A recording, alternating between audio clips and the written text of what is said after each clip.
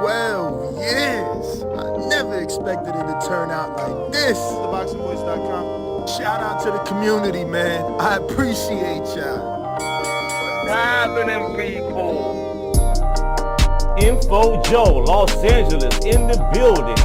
Adrian, the problem wrong, the man from the frozen tundra. Keem, straight out of Florida. Liz Lowe, Decatur, Georgia. You already know what it is. It's the Queen, Martha K, Detroit. Stand up. David Maldonado, New York City. Yo, Nuts, don't cut me off, man. Don't cut me off. King Amin of Essex, catch me for them championship rounds. Big Super Mac, Plainview, Texas. Davidian in Buffalo. God bless you all. In Jesus' name. Without Chai, it ain't nothing. Without the callers, it ain't nothing, man. Bad Girl, TKO, San Diego, California. Big Fish Vegas, Palm Beach, Florida. Intrigue the Incredible, straight out the ATL. James Benitez, Huntsville, Alabama. It ain't hating, it's just the truth. Show Kid, Mount Vernon, New York, suckers. SDS Promotions. Coach Midday from London, UK. Let's go! I'm ready! Checking in from Tennessee, it's Lethal James, P-A-Y-N-E. It's lethal. Line 6 Reed, just spreading that boots gospel. Bo from Bama, only in America. Well, I'm a true attestation to the American dream. King Born, Crown Heights, Brooklyn. You heard? 4 chicken wings and french fries, breakfast and champions. Let's get to it. JT, New Orleans, Louisiana. Stuff like that. Yo, TVV, this Coach J-Mac. New Orleans, Louisiana, 504, baby. What have you? C. Y. E. California. Like the video, subscribe to the channel, join YouTube members and Patreon for some. This is the #1 pound for pound and 2-division champion, Marvin the Tank Furman from Dallas, Texas.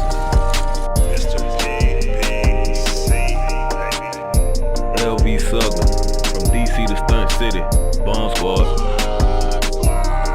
Brandon Maurice, a.k.a. the AJ Trucking, straight out of Cincinnati, baby.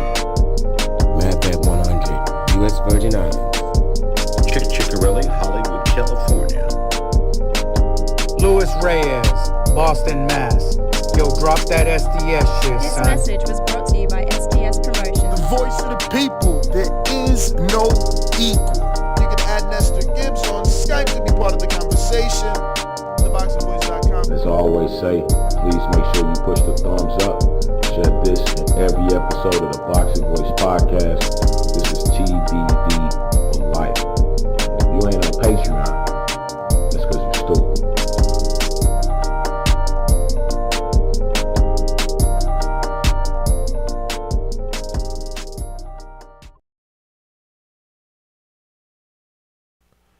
Good morning, ladies and gentlemen. Welcome back to another edition of the Boxing Voice Radio.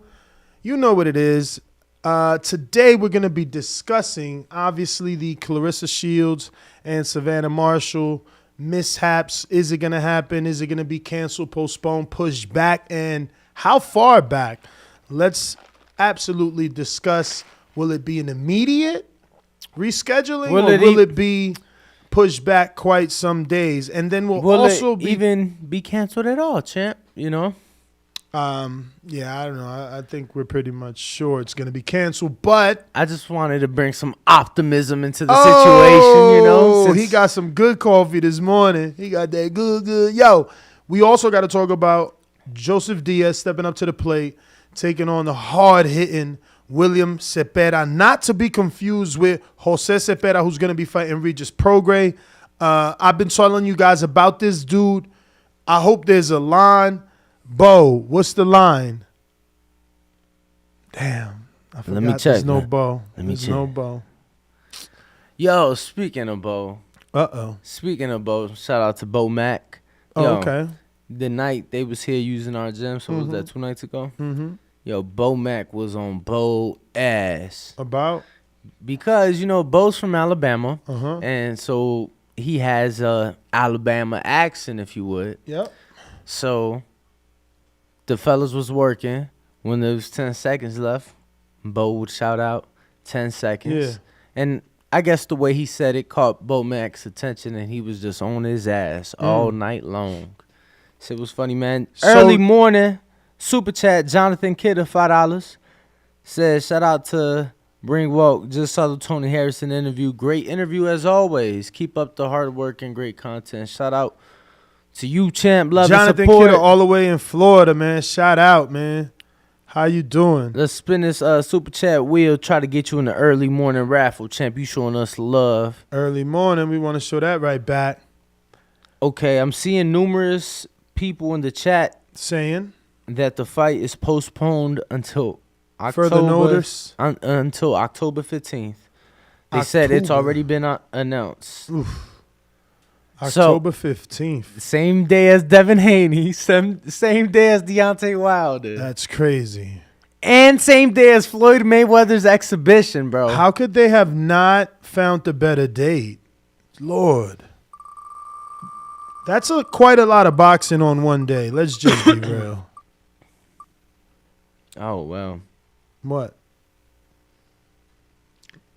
What is it, my friend? Hold on 1 second. So he landed on the TBV keychain. Jonathan Kidder will put you in the raffle for the TBV keychain. Shout out to you, Jonathan. You won't have to send anything There's else. only a little bit of those left, man. So we will be closing it pretty soon in terms of if you drop us a 5-star review, we send you a free TBV keychain, authentic TBV keychain in collaboration with Sabas, a true boxing glove brand in the sport. Shout out to Sabas.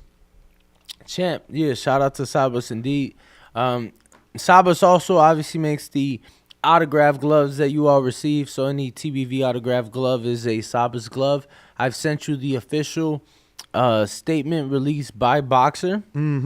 Official statement regarding hashtag Shields Marshall. Read the full statement. Okay. It says, as a mark of respect following the passing of Her Majesty Queen Elizabeth II, the British Boxing Board of Control has made the decision to postpone Saturday's event, Shields versus Marshall. Our sincere thoughts are with His Majesty King Charles III and the royal family during this profoundly somber time. We are working with all parties to provisionally reschedule for Saturday, 15 October at the O2 in London. Further updates on the new date will be made at the earliest opportunity. Pretty disappointing. This can ruin the fight altogether. Let's be real. You got to build yourself back up. You got to take a break now. It's a full camp, no fight in between. I don't like this. This is what I said yesterday. I would rather them get a tune-up. I don't like 16 weeks of training. That's insane. And if you remember, Ness, we're in September, so October 15th, so they get like another 4 or 5 weeks. I was asking for like December. Let your body reset. This is not even a full camp. This is not even going to, you can't even reset. Trainers are going to be like, all right, take 2 weeks off. They're going to hope that in those 2 weeks off, you dial back to like a 4-week camp so that they could come back. Because it's like Bo Mac said. Was it Bo Mac that we interview or we was just talking in the gym and he was like, you take your time off, but you don't just come right back to doing 10 rounds. You know what I'm saying? But if the trainer doesn't know that or if the fighter feels good and pushes for that, then what? I don't like what this could turn up into, man. I'd rather them get 2 tune-ups. I swear. This is not good, let alone a crowded date like that. That date is so crowded with so many significant fights. That date's not set. That is just, I hope that they realize how many other fights are on there and let these women get their shine truthfully, bro. I think another issue, too, is obviously venue availability. And that's, you have to be able to secure that venue. Like we were saying, these big venues, you booking them at least a month out, month and a half out. So we'll see. I just want to see the fight. I wish that it they would have gave him time to kind of do an entire camp over again. Like, I think it's going to be tough, but, everybody has experience in their corners at the end of the day. So hopefully, each team does it right for them and it's able to work out and we're able to get the best version of each lady on the night, Tony Harrison, he's had fights canceled. So I'm sure with his experience, he'll put something together for Alicia. Al Mitchell, same thing. He's a veteran in the game with Michaela. So I don't know, man. We'll see what happens. Nothing official. October 15th is the penciled in date as of now, but we'll see. Did you see any of the press conference between these two? Nope. There was a point where they mocked each other or emulated or mimicked. Okay. You should seek that out. I don't have a way of showing you without showing you someone else's content. So, yeah. I got you, champ. I'll make sure to go check that out. That was funny, though. I mean, Savannah's pretty good. This is a very interesting fight because Savannah absolutely gets under Clarissa's skin. There's no doubt. And that video probably won't show that, but it shows like what I read on her face is respect for Savannah. For how good the impression was. Let's just be real. I think Clarissa mocked her first and Savannah came back at her and they just went back and forth with it. But it was hella funny, Like, you want my chain? Like, yo, she did her thing. No joke. She probably practiced that. It was that good. Clarissa wasn't trying to change her voice to be Savannah, but Savannah did a good job of that. She was No, I mean, she made it funny. The build up for this, you see it? Look at Kenna. Yes, she did. No, she made it funny. The build up for this fight has been great. Let me rephrase that. The build up for this event, has been phenomenal. Take my hat off to all parties involved. I really try to do my best to have coverage of this event, even though we weren't gonna be present. But I was truly excited. Like, true animosity between Clarissa Shields and Savannah Marshall. True animosity between Michaela Mayer and Alicia Baumgartner. True. Like, true animosity between... And you know what? That's the difference. Like, Matchroom, Eddie Hearn, Jake Paul, they did a great job with Amanda and Katie. That was a phenomenal event, But this is just something different. Like, there's history with Savannah and with Clarissa. They really, really don't like each other. Obviously, Michaela and Alicia don't like each other. And at the end of the day, Ness, every single lady involved is a champion. So we have an undisputed fight in one and a unification for 3 of the 4 belts in another. And I just really wanted to see, even this morning, before the fight was officially announced, when Clarissa tweeted saying that the weigh-in would be pushed back 2 hours, Ness, Alicia quote tweets like, Michaela must be dying right now or something like that. Like, just trolling, like, basically, because she was, like, throughout fight week, she's been saying how she looks a little dehydrated, you know what I'm saying?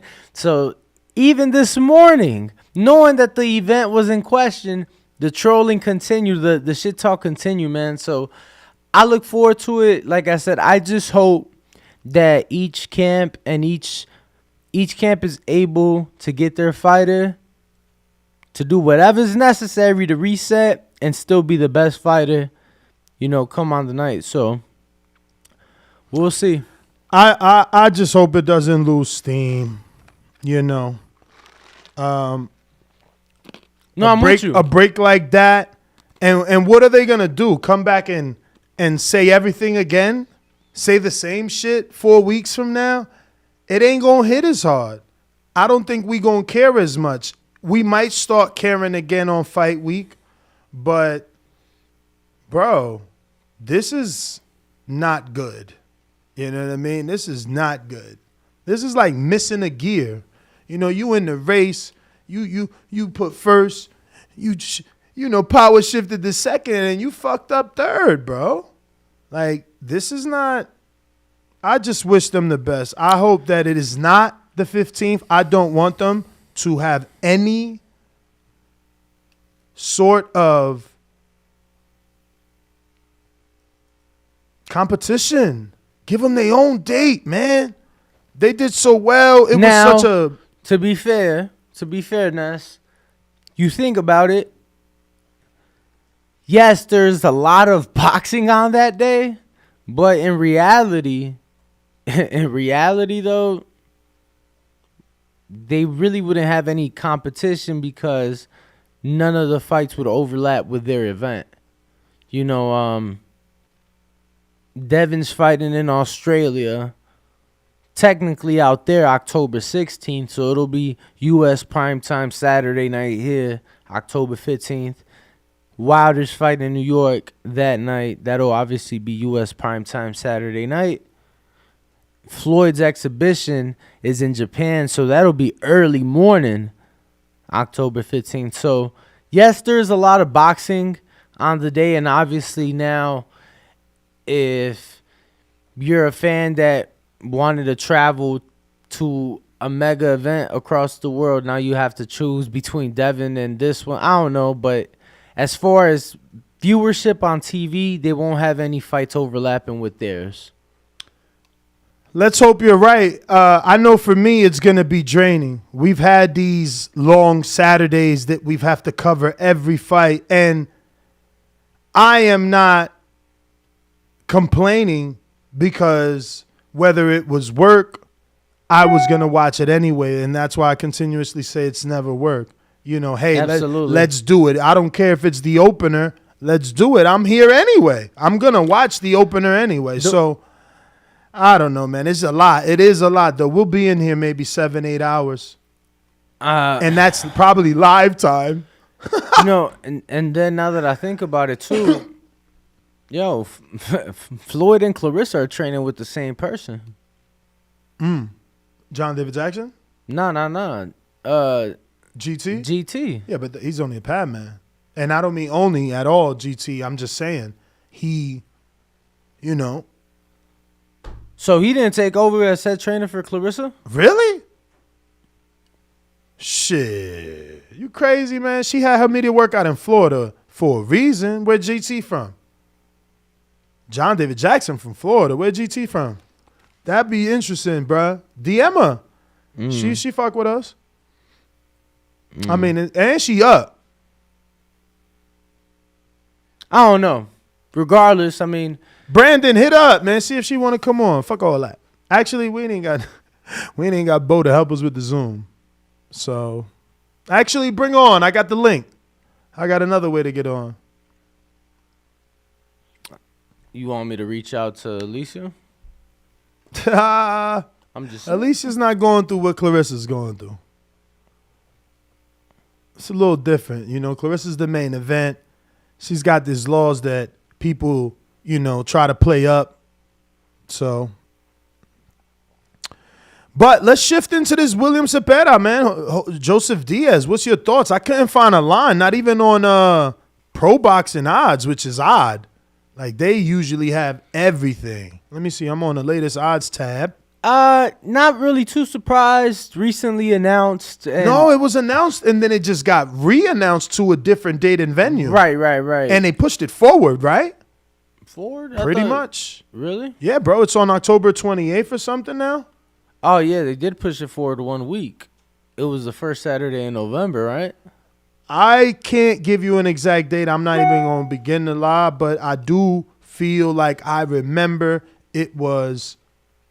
No, it absolutely, whatever the first Saturday in November was, that's when it was. I think it was like November 5th or some shit. They postponed the weigh-in for Showbox yesterday as well. You know, they're having a little Showbox in Atlantic City. So is that a Friday? What's today? Yeah, Friday. Today's Friday. September the 9th. Wow. Yeah, I mean, Showbox is always on Fridays. So we working at? That's my boy Adorno, man. I wonder if could he... Yo, he's been given so many opportunities, right? Not so many, but like since being on ESPN and like getting that draw, then like missing weight, we've seen all that because he signed to Top Rank. So then when they cut him, you know, he went to people that I know. So I've continued to see him through social media. Like he went out to Orlando and he started training at Evolution with Jose Guzman and the other dude that used to be Pitufo's trainer, Nelson, Coach Nelson. So he's never fell off my radar. He fought in Caribe. You know what I'm saying? Then he came back to Showbox or to PBC and fought Michel, right? Then he lost to Michel, right? Adorno, yes.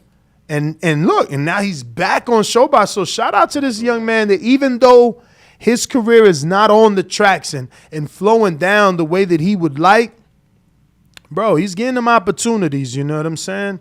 He's getting them opportunities. And you know, not to bring up an old argument, but that's what I'm saying. Like, guess what nationality he is?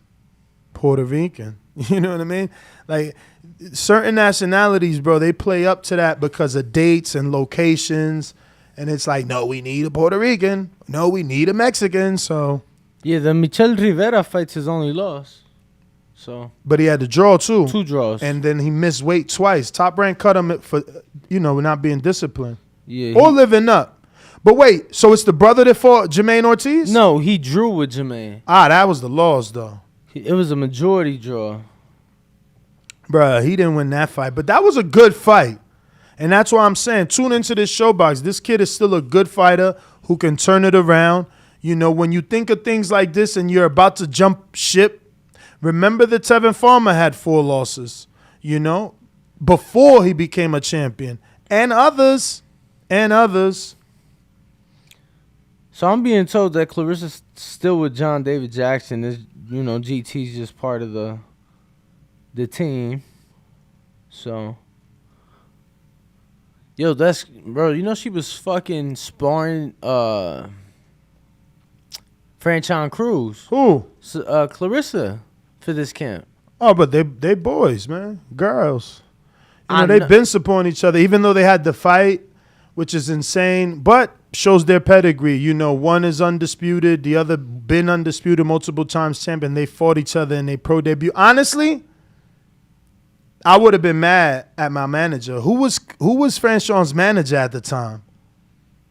Like, Peter Khan is her manager now. Yeah, I don't know who was. Bro, I don't even, like. How much you think? Yo, you know, I don't know if we can even say. You know how much Clarissa made for her pro debut? I don't know. Bro, off TV, let me tell you, $75,000. Oof, that's huge. $75,000. That's crazy. That's pretty big. Yeah, that was on the especially for a woman, man. If you think back, like, I don't know people's pro debut. Like, I don't know Earl's, and I was following all of that Olympics debut. They all debuted on Showtime too, so they all got paid because they all debuted on Showtime. Think about that. Nobody on a Showbox, nobody on a ESPN, Friday Night Fights, a Telemundo. No, everyone. I don't know about Joseph Diaz because he chose to sign with Golden Boy. He was the only one that went the other route. Everyone debuted on Showtime. So you said not Showbox, Showtime. Yeah, I'm pretty sure it was Showtime, and they made like a special Olympian thing. That's dope. That's dope. Why not? I mean, bro, why not? You get what I'm saying? Why not use your Olympians and continue to give them that push, continue to give them that attention, you know? But I know you were pretty excited when they announced this fight. I know you're pretty big on William Zepeda. I know that you like his style. You believe he's a pretty hard puncher. He's a buzzsaw. He's a buzzsaw, but you know, Joseph Diaz is a truth teller. Just not as much as I would want him to be. Like, he's not Sean Porter. He's nowhere near the Latino version of Sean Porter, but he's damn close. You know, if you look back at that fight with Tevin Farmer, not to be confused with Devin, you know, he really was on Tevin to win that world title. Even the tough fight with Rakhimov, like, he didn't give up, and he keeps punching. with Devin being out box, he still is trying. I'm gonna be honest with you. I was even impressed in his Gary Russell fight. Yes, I felt yeah, that. no, he could fight. Up to that point, he had gave Russell. No, Russell had already fought Lomachenko. Yeah, definitely lost to Lomachenko. So, but he gave Russell a great fight. Gave Russell his toughest win.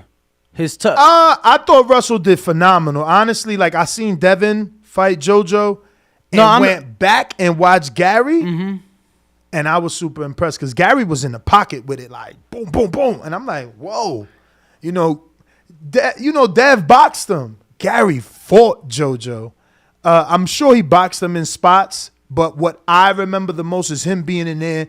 Bam, bam, bam. But that's what I'm saying. JoJo made him do. Like, JoJo made it a tough fight. Like, he didn't make it an easy night to where Gary could. No, that's his style. That's what I'm saying. That's why I'm comparing him to Porter. Like, it's you can try and outbox Porter, but you're going to be on that back foot, and your back is going to be against the ropes all night. Same thing. You can try and outbox JoJo Diaz, but his style is to be on top of your ass like white on rice. And he even gave Haney some issues here and there and landed some shots here and there. I think I had it maybe 10-2, maybe 9-3, but he was still competitive. And I think he'll give us the test we need. And he got hard, too. Yeah. You know what I'm saying? And the thing is, like, how good is Zepeda, right? How young is Zepeda? How fresh is he? Because he's pretty, his face looks wrinkly as hell. I'm about to check how old he really is. They're saying 26. Lord have mercy. I'm going to Google Images so you can see this. I don't know how you're 26. Bro, I'm 25. You think I look 40, so. I do not think you look 40. I mean, at least 43 because you say I look older than you and you 43. 44, 45. No comment on that. You think I look old, champ? No comment. Look at this one. Let's see this one. Oh, all right. Well, it gets smoother. Let me see this one. I don't know, man. It's a little... Whatever. He's 26. How old is JoJo? I see what you're saying, though. Yeah, like, he looked like he's old, but then he's not. I don't know, but... He's a motherfucker. I see. I hope they're doing testing though, right? Because I'm just gonna say all his fights been out there until he got on the scene with Golden Boy, and he's strong, man. He's strong. So hopefully they're on the right. They're on the right even playing field. Yo, some idiot in the chat said. This is why big fights need to happen in America. Nobody dying is stopping business here. Yeah, because all the people dying during the pandemic didn't stop nothing over here, right? We had no boxing for like 4 months. So you think they refund? Nah, they ain't gonna refund the bets, right? Yeah, of course. What? Of course. No, bruh, I had that locked in. I thought they just going to postpone, so we just move it over. What the freak? I don't know. They saying, bro, that's not fair. I had better odds, so now now the bookies see. Check. Somebody, I'm going based off what people. Somebody literally in the chat had just said that they got their money back since the fight's canceled, but the fight's technically not canceled. It's only postponed. That's crazy. It is only postponed. Honestly, that's crazy because I caught Clarissa early. Now the bookies know that we believe in Clarissa, so they going to fucking start the line in October different. Check, bro. I'm relaxed. You got to log in. I don't want to just check without being logged in. Open bets. Yeah, my Clarissa's still on Bovada. Let me check my bookie one, though, because, I'm on 2 of them. I'm betting 2 places. 2 places. Nope. Damn, so there's no boxing on Saturday now? Wow, you kidding me? Day off. Let me see. My bet's still here for Savannah and Clarissa and the Michaela Mayer and Bumgarner on my bookie as well. So both my bets still good. And they better keep me locked in. I don't want nothing else. Nothing.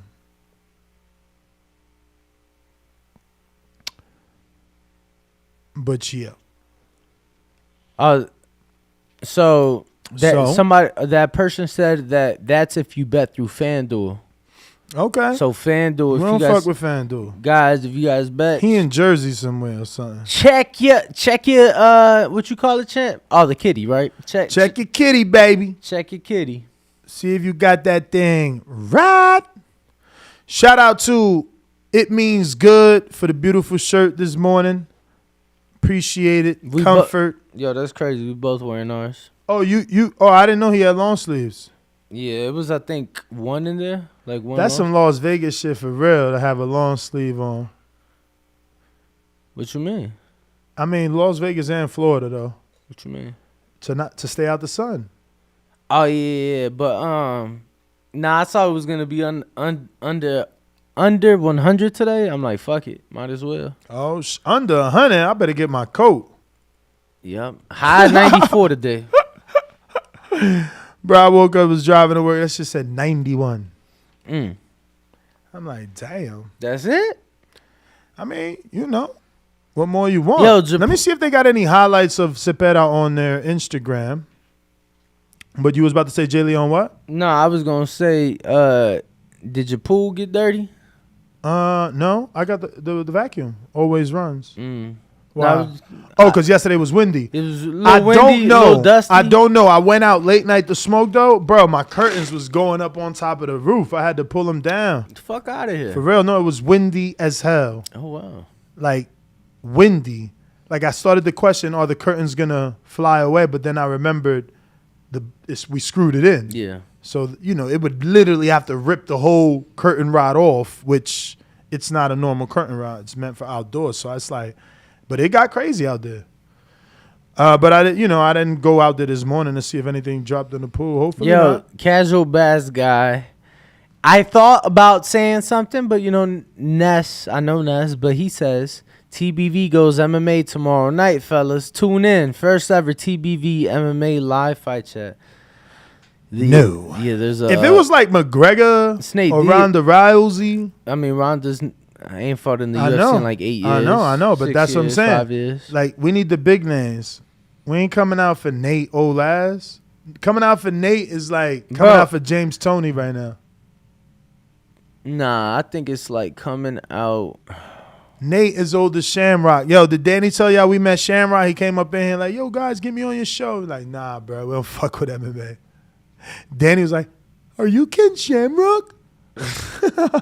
Bro, you is the biggest capper. You did get up to shake his hand. Bro, so did you. After I seen you, I had to be respectful. I'm like, oh, this guy. I mean, my man's walked up over here. I shook his hand. You're like, oh, my God, you're an MMA legend. Bro, word is born. I don't think I've ever even seen like one of his highlights, bro. Swear to God. Bro. That is the most ironic thing that out of the two of us, I'm the one that's seen him. Never seen him. Isn't that the one that fought James Toney? I wouldn't know. You're lying. I swear to God. He didn't fight James Toney. I don't know. Liar. Don't know. You're lying. I swear to God. I don't believe you. Bro, I am being for real. He said, any bets for tonight's fight card? Let me see what my bookie got, but it's tough, man. We talking about ShowBox. It's like they be playing us with boxing, man. Let's see what they got, though. And that was a super chat, right? Yo, and then I guess, so yesterday they had the press conference for that UFC card this weekend. Well, they were supposed to, but then I guess, the co-main event and so one of the fighters in the co-main and one of the fighters in the main event start scrapping, backstage. Oh, and the Diaz shit. Yeah, but because Diaz, bro, 54. No, it ain't had nothing to do with him. But then they teams fight, too? No, that's what they reported. No. Because I even know the numbers. It was but that was the thing. It was I watched the press conference so when Dana spoke on it, he's like, yeah, Nate showed up with 50-some people. I really think it was more than that. And the other dude showed up with 35. I really think it was more than that. But regardless, it was Shemaev and fucking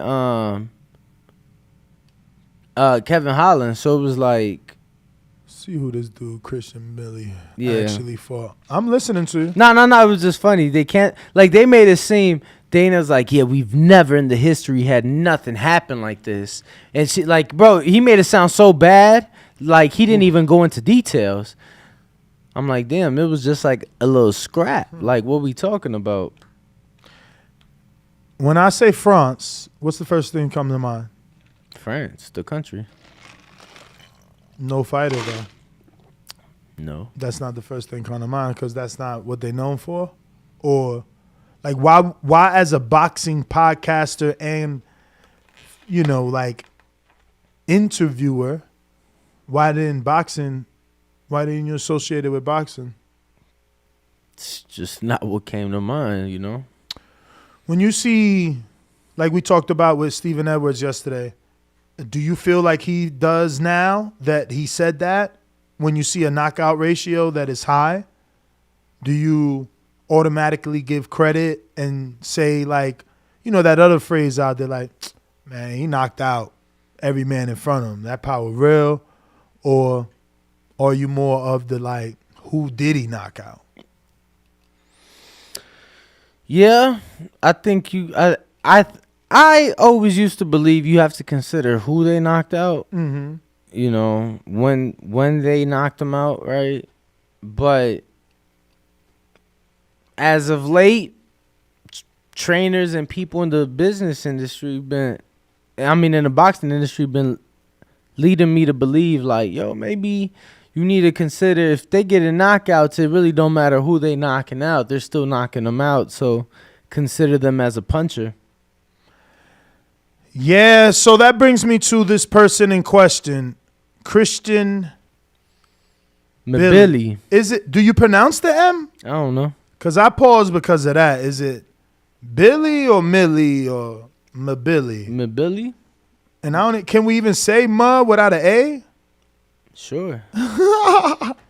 just say it. This is a bad box rec pick. I don't even think he looks like this anymore, being truthful. But he's got a 90% knockout ratio, and I'm only looking into this one because people are asking for bets.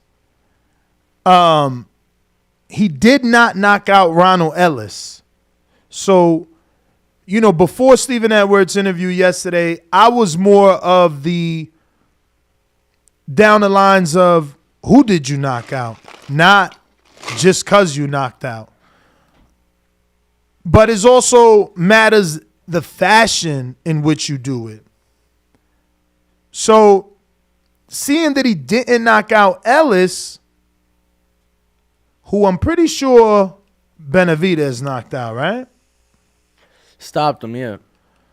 So, again, being as though, and look, the common opponent is with DeAndre Ware, who Ronald Ellis lost to in a 10-round decision. All I'm saying, this might be a fight to go the over. I do know Najib Mohammadi. I'm pretty sure if I click on this, you'll see that he fought someone in the light heavyweight division. Maybe like a Kovalev or somebody on HBO. Okay. Yeah, let me double check. Just want to remind everybody that is tuned in live with us, we have reached 155,000 subs. Yeah, he fought Kovalev on HBO. But he fought a lot of good fighters. Kovalev stopped him. Vazdek stopped him. Chudinov did not. George Groves beat Chudinov. Remember that. Shishkin stopped him. That's Dimitri's fighter. Vladimir. I don't know Shevchenko. Evgeny. I never heard of him. He won a decision with him. And Mabili stopped him. Mohammadi. So that's another common opponent with some decent world-class fighters. Keandre Leatherwood. Wow, he beat. Okay. I wonder if he caught him off for like a inactivity. Well, he definitely caught him off.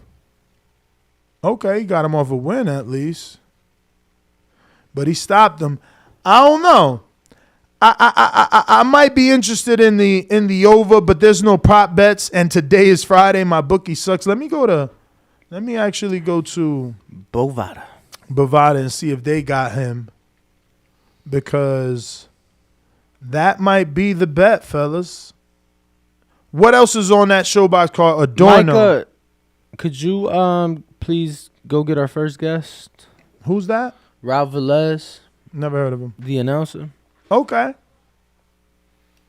You funny. Okay. Ooh, better odds over here if you believe in Ware. Plus 1,100 for Ware. But that also is an indicator that this bookie believes way more in Christian Mabili, who's minus 2,500 by money line. Now, we only care about the total rounds over and under. Let me go ahead and screen share this before we go into intermission and bring our first guest in. These are good odds on the group rounds, but I really don't like 2 group rounds. I'd rather 3 group rounds. I don't like single group rounds. I don't like single round bets. This is still 2 group rounds. When won this fight? Round 1 or 2? Nope. Outcome. The thing with the 2 rounds that I like. Even they know. Man, I'm good, bro. Even they know it's going to decision. Mabili is a minus 360 by. Oh no! Wow! He's a minus 360 by knockout. Okay, so they don't know. They fucked up. He going to decision, in my opinion. I think he can rather. I'm not as confident as Zhang or Jared. Let's say going the over, but I feel safely that he will go over, or that it would be a decision. So you can bet the Christian Millie by decision at plus 265. Put something light on it. Let me see what that look like.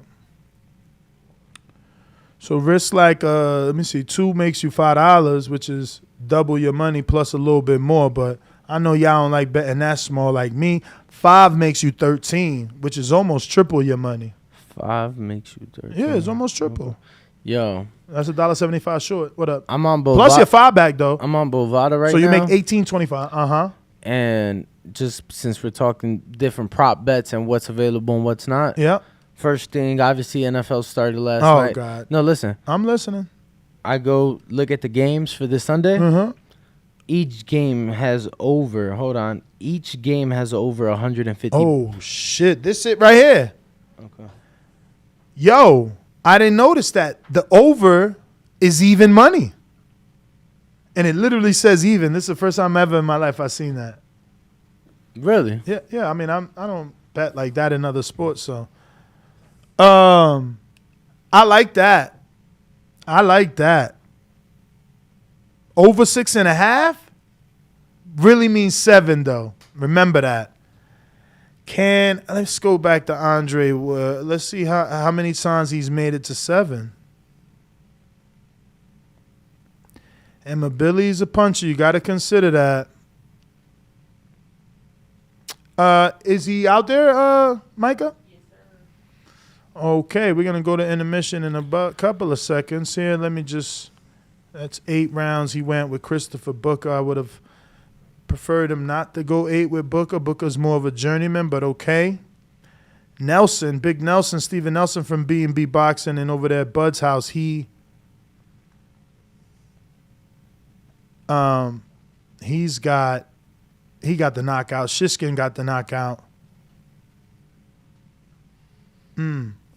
Kellick went 8. I like Ware, man. He's tough. He's an Ohio fighter too, right? I'm not familiar Toledo. It's worth it, bro. What's $5, bro? 5 wins you know what I'm saying? Oh, damn, we got to go here. 5 wins you almost 15. Definitely get you 18.25 back, which is your 5 plus 13.25. I don't know. I think it might be worth it. Think it might be. Let me see what 10 looking like. Bro. Why is that? Oh, because it's even money. Did you see the dude? Who? I felt bad, and I think the person shouldn't have recorded this. What? But, it was a video of, like, somebody in the fucking hallway here in Vegas, like a, not casino, but, like, where the rooms is at. bro, crying, bawling, yelling, like, I lost it all, everything. Bro, like, losing all they fucking money. And let me tell you, I was trying to say, I'm on Bovada right now. I see how they do that. Bro, each NFL game has 150 bets. Crazy. Bro, people gonna find all type of crazy shit to bet on. Since you're talking bets, you know I went through the Instagram of that dude, Mickey, that we were supposed to get? Yeah. Man, he wins a lot of money, bro. Oh, yeah. Lord. I wonder, did he lose it all? Because you win big, you got to lose big. And he's posting $4 million wins, $3 million wins. He posts his losses. $1.4 million wins. It's like, he posted that $1.2 million loss when it was a poker game and Ryan Garcia was in it. It was like a celebrity poker game and he lost like 1.2 million. And I saw him post, like he's the one that posted it, so that's crazy. That's how I saw him do that. But we're gonna take a quick intermission. Be right back after these messages. Brought to you by Kenichi Bear. We'll be right back.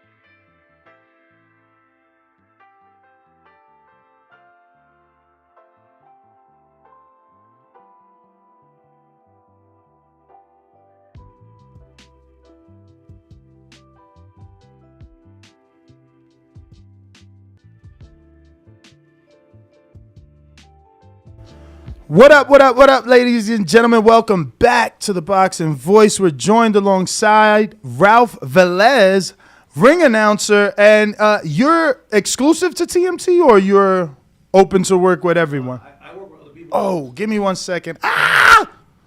Sorry. Yeah.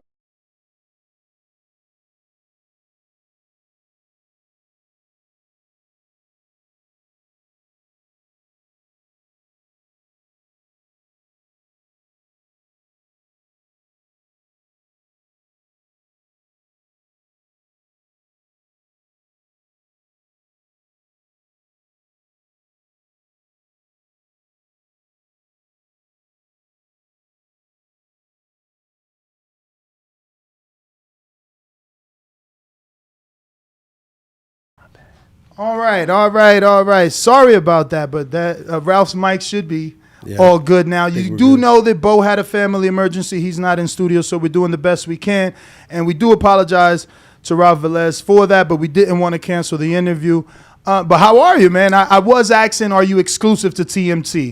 I'm exclusive. Well, first of all, I'm not, but my loyalty is to TMT. Leonard Allaby, those guys brought me in. And as Danny knows, Danny's been going to our shows that we had at the Samstown before he even got into the industry. It was like 6-7 years ago. And I just, if it's a Floyd fight first, that's who I'm with. Golden Boy, obviously, Floyd and Oscar have their thing going on, so I don't deal on that spectrum. But if it's a PBC Mayweather Promotions card, yes, I'm exclusive. So did they give you your start, or were they the first big promotion to hire you? No, man, it was crazy. The story's crazy. I've been wanting to get in this business since I was 4 years old, man. I used to watch wrestling, and this dude named Howard Finkel, he was a small little ring announcer, but the dude had pipes, man. Mm-hmm. And I said, man, I need to be like that guy. That dude was announcing Hulk Hogan in front of 90,000 people, and everybody's going crazy.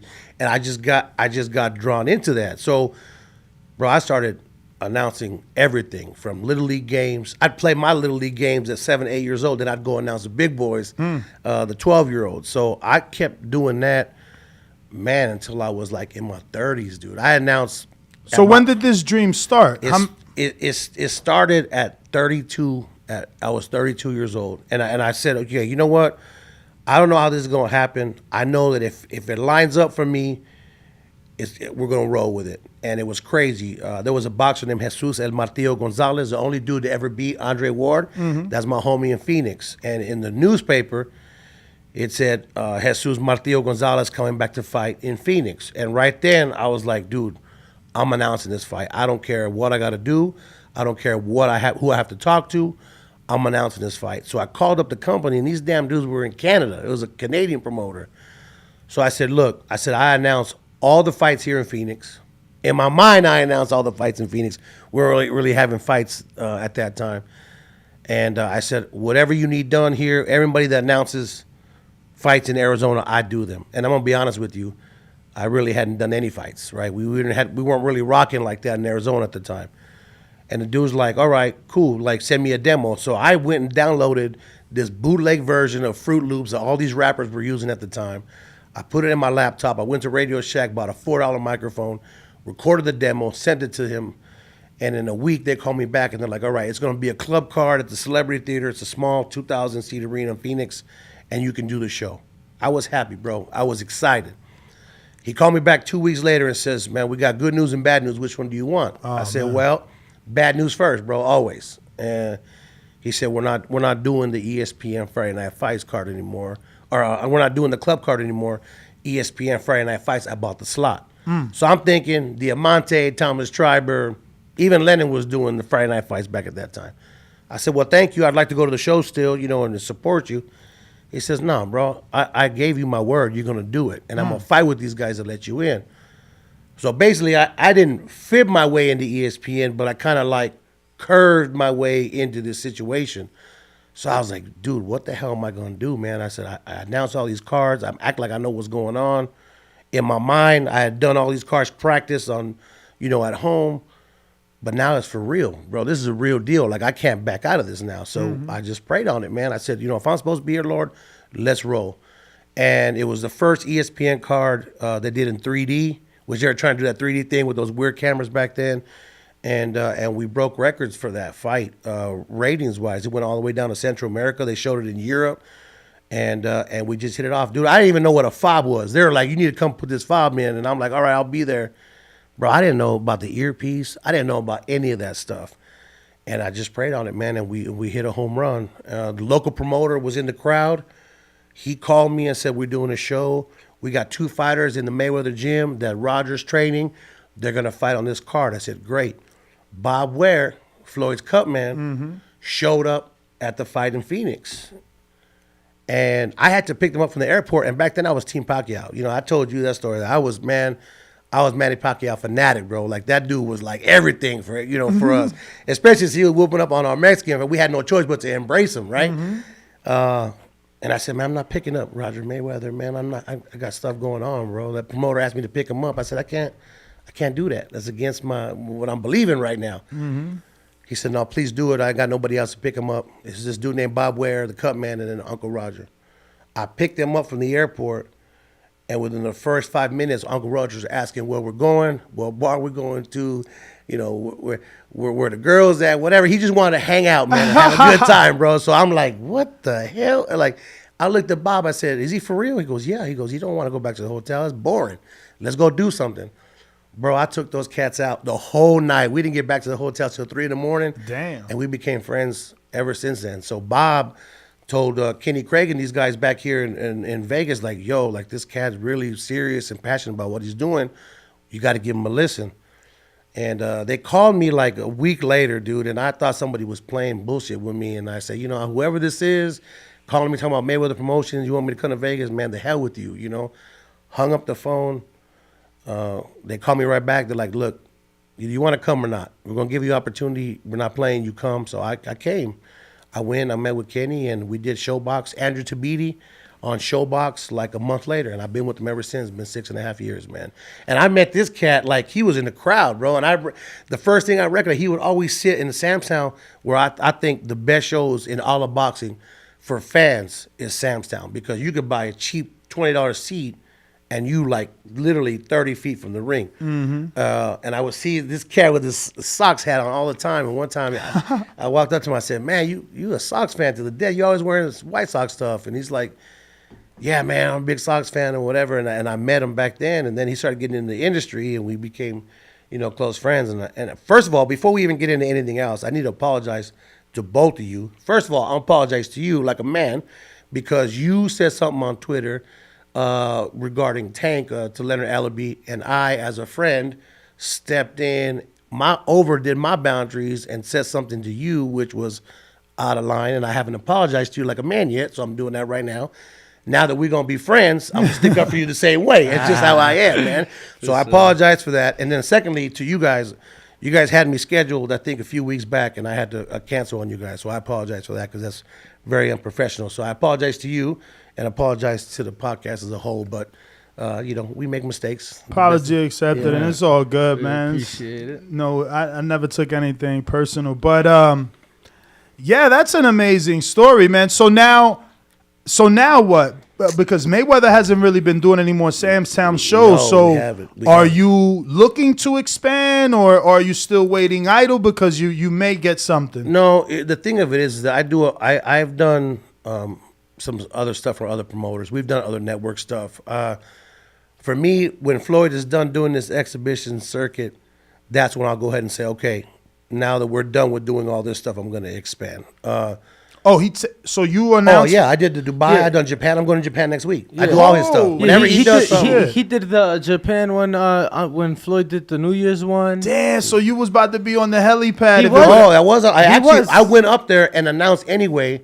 And I put it out there. I said, you know what? It's on your Instagram. Yeah, it's on my Instagram and my Twitter. I said, you know, I'm gonna be the only dude that's gonna do this. I said, they cancel this shit, but I'm gonna come up here and do it anyway. So they let me go up there, and I announced, you know, Floyd from up there. That's crazy, bro. If that would have gone through, Ness, I'm telling you, bro, that would have been epic, man. Dude, that shit. It's the first of its kind. So that's why I was so excited, because of that helipad. Did you still announce in Abu Dhabi? Yeah. Okay. Yeah, so what happened is that wow, I was really disappointed because I mean, they canceled. We're going through it now. Obviously, with the Queen's passing. I heard about that today. They just terrible, officially postponed this Clarissa Shields card. That's terrible. Like, we really were excited. I mean, we were there for a week, and I got to tell anybody that has a chance to go to Dubai in the UAE, you got to do it at least one time.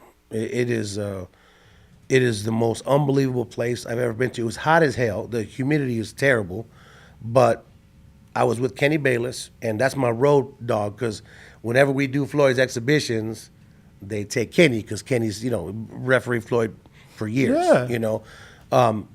But we get there, and I'm getting excited, and we go up there, and all of a sudden they're like, yo, like, we have to go home. I'm like, what do you mean we had to go home? They're like, yeah, the ruler just passed away. So all the clubs that DJ Bling, which is Floyd's DJ, had set up for all of us, that got canceled. No parties, no nothing. And I'll tell you, even when they say Dubai, you can't have parties, you can't. No, bro. Like, in the hotels, they wild out.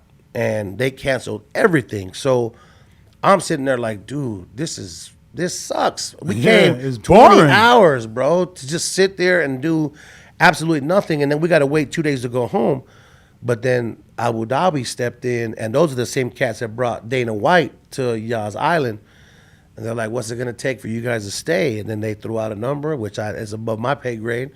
And all of a sudden, the check was written, and we're on our way to Abu Dhabi. And it was crazy because I was like, honestly, announcing Floyd and being around Floyd, it's cool. But again, when people on the outside see him, you just got to step away, because it's a circus, man. It's a madhouse. Like, you've been around it. Like, he shows up, and like the whole world just attacks, and you just can't have any peace. So you got to step out and let that take its course. But the fight got moved 1 day notice. We go into Yaz Island and the Etihad Arena, and they put the fight out in 1 day. And I'm like, damn, I'm gonna be announcing in front of like 9 people, which I didn't care, because I just wanted to get it done. But it's when you announce, obviously, with a big crowd, it gets you pumped up, Absolutely. right? When we did the Floyd tension fight, there was 65,000 people in there, and they had been there since 8 in the morning to midnight. It's an all-day card, bro. Jesus. It's an all-day card. Those fans, 8 in the morning? They do it every year, bro. Yes, sir, every in year. Japan for New Year's. Every year. That's too much. They have a card from 8 to 2. Everybody takes an hour break, and then they start the second card, and they all stay. They all stay, and it's crazy. So I thought, man, I'm going to be announcing in front of 9 people. It's going to be rough to put this off. Bro, they sold the whole arena out, like in 1 day. I walked in, they had it set up for 9,500, and all 9,500 plus were there. And they went crazy for Anderson Silva. They went crazy for Floyd, and we had a really good time. Those dudes over there really know how to treat people, and it was amazing, man. So we going again on the 25th. Sounds amazing. Yeah, we going again on the 25th, and I appreciate Floyd always bringing me, man. I'm his guy, so it's that's it's crazy. out. You're like the announcer version of Andy, because you made it happen. Like, Andy got in Eddie's DMs and got that AJ fight, and your persistence, because the way you make it seem is like, you learned on the job. I did. I learned from television, man. Like, Jimmy Lennon's my mentor. He's a good friend of mine. I speak to him on a regular basis. When you coming up, like now the Jeremiah Gallegos and all these guys that are starting to ring announce, you take from everybody, but you got to make it your own. Like, you learn, oh, okay, that's a pause. This guy did this pause and it worked. This guy did, this way and it worked, and you just got to mold it. You don't steal. And I got to ask you then, what do you think about Diamante's Ralph Velez? Oh, yeah. Dave is really cool, man. That dude outside the ring, you met him, right? I mean, you guys all know him. We all know. Like, he's just a cool cat, dude. So, like, that dude's been around for a minute, long time, bro. I've been, since I'm from the tri-state area, I've watched him work all the BBK shows for Lou DiBella. And he used to do Star Boxing, right? Yeah. And so if anyone deserves the shine, if anyone deserves to be in that position, to be honest with you, is him, because cats don't know he's been announcing for 20 years plus, man. And he did whatever he could. He did the ESPN Friday Night Fights, the Star Boxing, never complained. Then he got a chance to go announce for the Brooklyn Nets for a while. So he's well-rounded. The double name, he does it because he honors the sport, because he's a real historian. Like, you talk to this cat, And you're thinking, this dude just smokes cigars and he's got his dreads with it. No, dude, like the dude is smart. Like he'll go back 20 years and say, well, this fight happened and this, and this dude went. And I'm just sitting there and I learn something new from that cat every time I hang out with him. So I asked him, I said, you get so much shit, bro, on Twitter for the double name. Do you even pay attention? He goes, I don't care. He goes, I do it because in the olden days, that's how it was done. And I feel that's the proper way to do it. So shouts out to Double D, man. That dude's all right. I don't know that I love it, though. It always confuses someone. Like, the casual always turns to you like, why is he saying the name twice? Yeah. But, I agree with the casual part, but I don't know. I like it in the sense that, bro, for me, if I'm a fighter, it's like, especially like me in my situation. Look, hear me. I know. It's like, damn, that last name, bro. It's like, put it out there twice. It's like, for me, your name is everything, bro. And that, like, my name means a lot to me. So if you're going to say it once, you're going to say it twice. Yeah, that's but like dope. Remember that he says, Ralph Velez. That second Velez or the second last name is never the same tone. Yeah, like it's always high, low. And I get you on that. Like for me, I always put a huge emphasis on, and maybe one day, this cat can pull up a video or whatever. Like even what? You ain't giving us a live before you go? Yeah, I'll give you. I mean, I gotta wake up. You guys have been doing this, What you want? Coffee? We got coffee. Nah, we got energy drinks. Yeah, I'll get you before we leave. But on the real, like the last name for me, especially for Latinos, it gets everybody riled up. And that's just the way I do it, and it seems to work for me. And for David, that's the way it works for him. And it's crazy because everybody has their own style. Like Lupe Contreras, he's real chill all the way through, just real chill. Jimmy Lennon. Bro, Jimmy Lennon don't even strain his voice, dog. Chews gum while he announces, dog. Chews gum. I said, Jimmy, you chewing gum? He says, yeah. He says, you saw that? I go, yeah, I saw that. I'm watching you, bro. Like, you my teacher. I'm watching you. So everybody has their own style. Like, Buffer, over the years after he had his cancer scare, he's really toned it down. He's real chill now and only does, like, select pay-per-views, but he can because he gets that paper whenever he does it, So... And I feel like it kind of makes us appreciate Buffer a little bit. Would you say that, obviously you know the history of the announcing. Mm-hmm. Who would you say really put the ring announcing like on that level? Would you say it was Buffer or who would you say? Well, yeah. I mean, that, his story of sitting at home at 30, 40 years old and he was a model at that time, bro. And he just like, his kids were like, Dad, you could do that. And he said, I can. He was kind of questioning himself, and then he tried it out, and like he had weird shit. His taglines, man your battle stations and all this other shit. It just didn't work, And he took from Muhammad Ali. He admitted like that. He said, "Rumble boy, rumble." He said, I'm gonna use that. Like mine. It's time to shine. I ain't gonna lie. And this is breaking news to the world. I took it from the Pine Sol lady. That Pine Sol commercial. That shine, baby, whatever. I said, it's time to shine. I go, that'd be kind of cool, and I tried it out. So I got shouts out to the Pine Sol lady in the commercial because I got it from there. Everybody takes from somewhere and just makes it their own. And some taglines are good, and like David Diamante, that 5 stars now, he barely started doing that, but it seems to work for him. And he gets a pop from that. I always tease him about his hair. I said, one of these days, bro, your dread's gonna get caught on that ring rope, and you're gonna, and he laughs about it because that's part of his image at this point. Yep. And it's so long, bro. It's crazy. I almost feel like it stopped growing because I feel like I've never not known him with that long ass hair. And you might think it's not as long because sometimes he wears it in a high ass man bun, but when that shit comes down, I wonder who does that. I know he don't do that shit himself. He's got to have somebody do that man bun for him. That's kind of hard. Or maybe he does. Maybe he does do it. I'm going to have to ask him one day.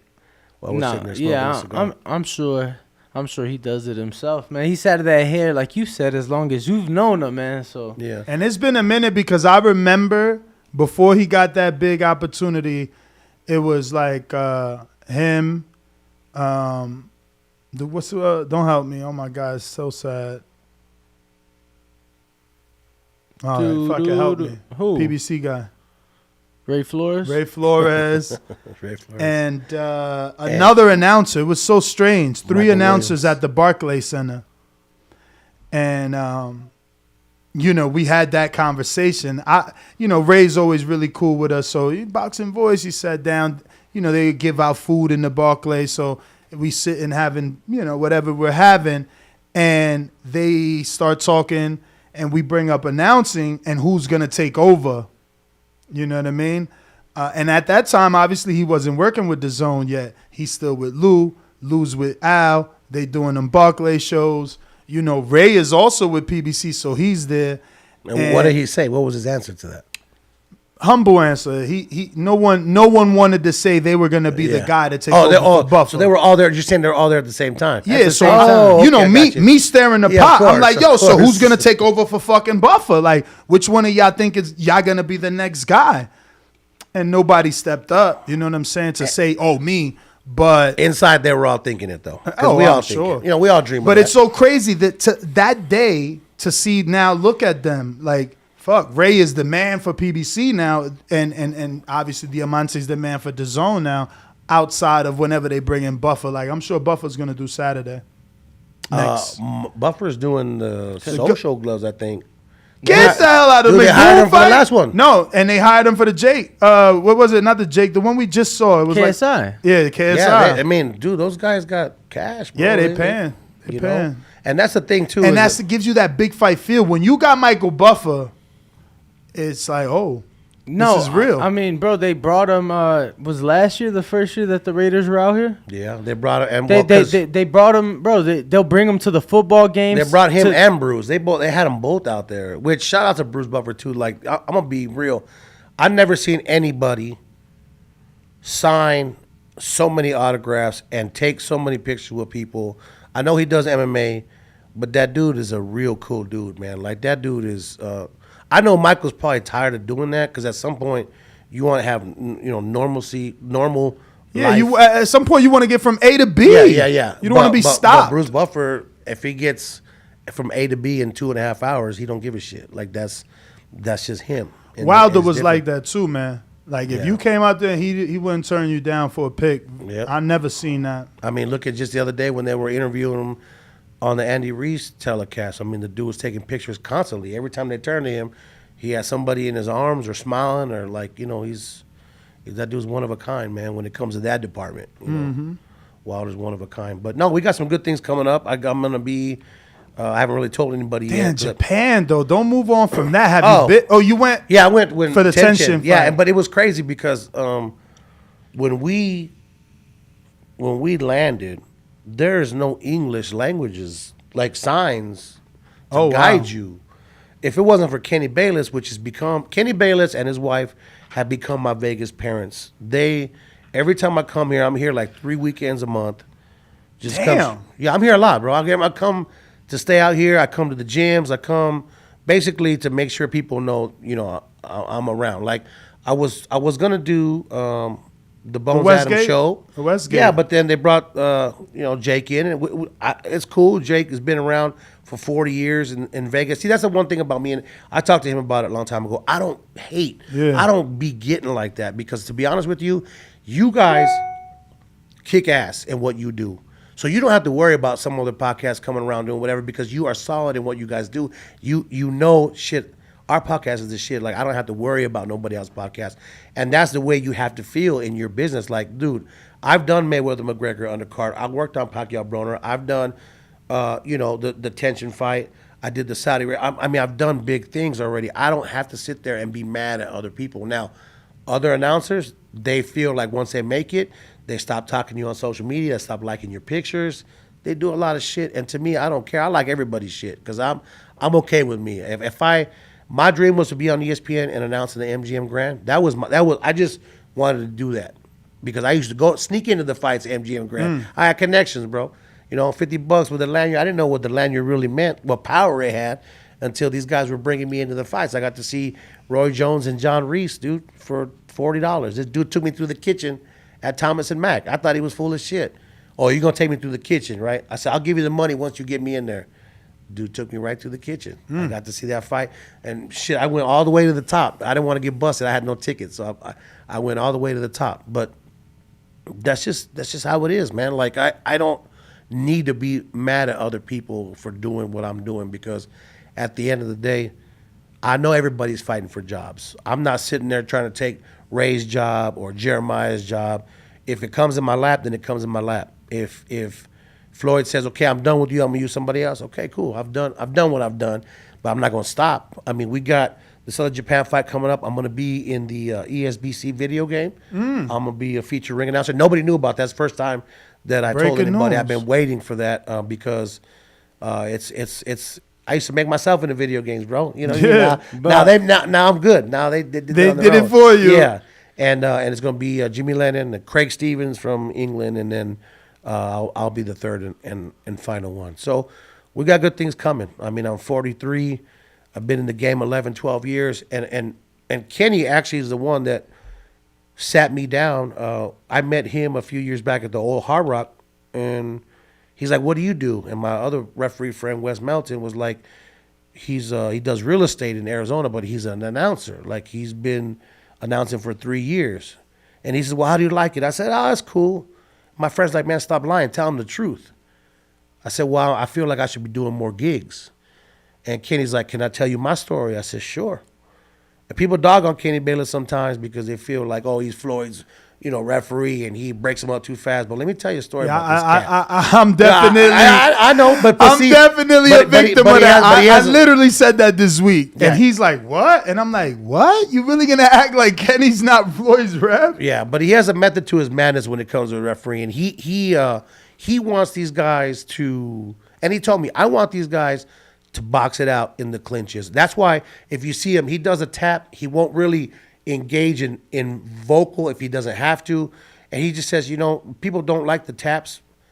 I warn these boxers ahead of time that I'm going to be tapping you. I'm not going to be yelling at you. And so he has a method. I mean, the dude's probably one of the best to ever do it. You can't really hate on him. I mean, yeah, is there some fights that are different than others where maybe people make mistakes? Of course, everybody's human and everybody makes mistakes. But I didn't realize that he was out here in Nevada for 20 years as an amateur ref and an inspector, and they wouldn't give this dude a shot to be a referee. And he wanted to quit like multiple times. And he felt maybe it was racially driven. Why don't they like me out here? 20 years, man. Think about this. Like, say you guys did a podcast in your basement and nobody watched that shit.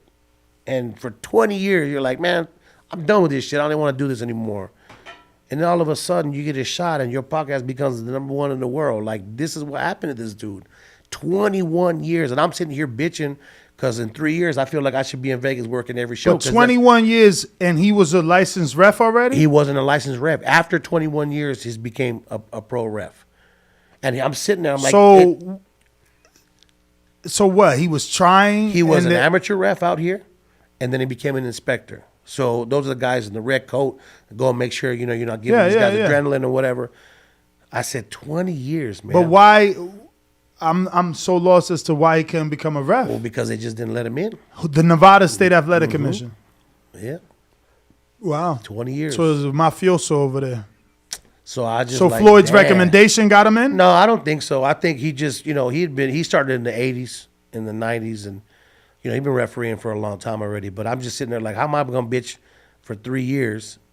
Announcing when you... We got to get Kenny on this chair. Yeah, you got. I got to know what happened in that 20 years. Like, what was he doing outside of amateur refereeing? Teaching. He's a teacher. Teacher. He taught. He and his brother Kermit, his twin brother, were teachers. And ever since he told me that story, we just been inseparable. Like he basically told me like, shut up, dude. Just do your thing and don't quit and put your head down and keep what working. You gotta do. And that's what I'm doing, man. So shout out to him and his wife Lenora. They're really good people, man. So every time I come out here, they're like my parents. They feed me. And honestly, to have 11 years, 12 years doing it and have that resume that you have, you've been very blessed, man. Yes. Bull. I have, and that's why I don't get upset when these gigs don't go my way. There's a lot of things happening. Buffer and Lennon, those guys. I look at Jimmy. I'm like, Jimmy, when you going to stop, man? Like when you going to take a break? His schedule's crazy. That dude works more than ever now, you know? PBC's rocking a lot of shows right now, and I have done some undercards for Brittany in the past, and whenever she needs me, I'll go work for her. But right now, until Floyd keeps doing what he's doing, man, we rocking it. Like I do other things for Floyd too. Like he's been to the things, like he does the Thanksgiving drive every year, feast 1,000 families with a full Thanksgiving dinner. But we don't get no media out there. The media don't show up for that. Except he's been there a couple of times and he's covered it, which is cool. They do a back to school drive that I come out here for.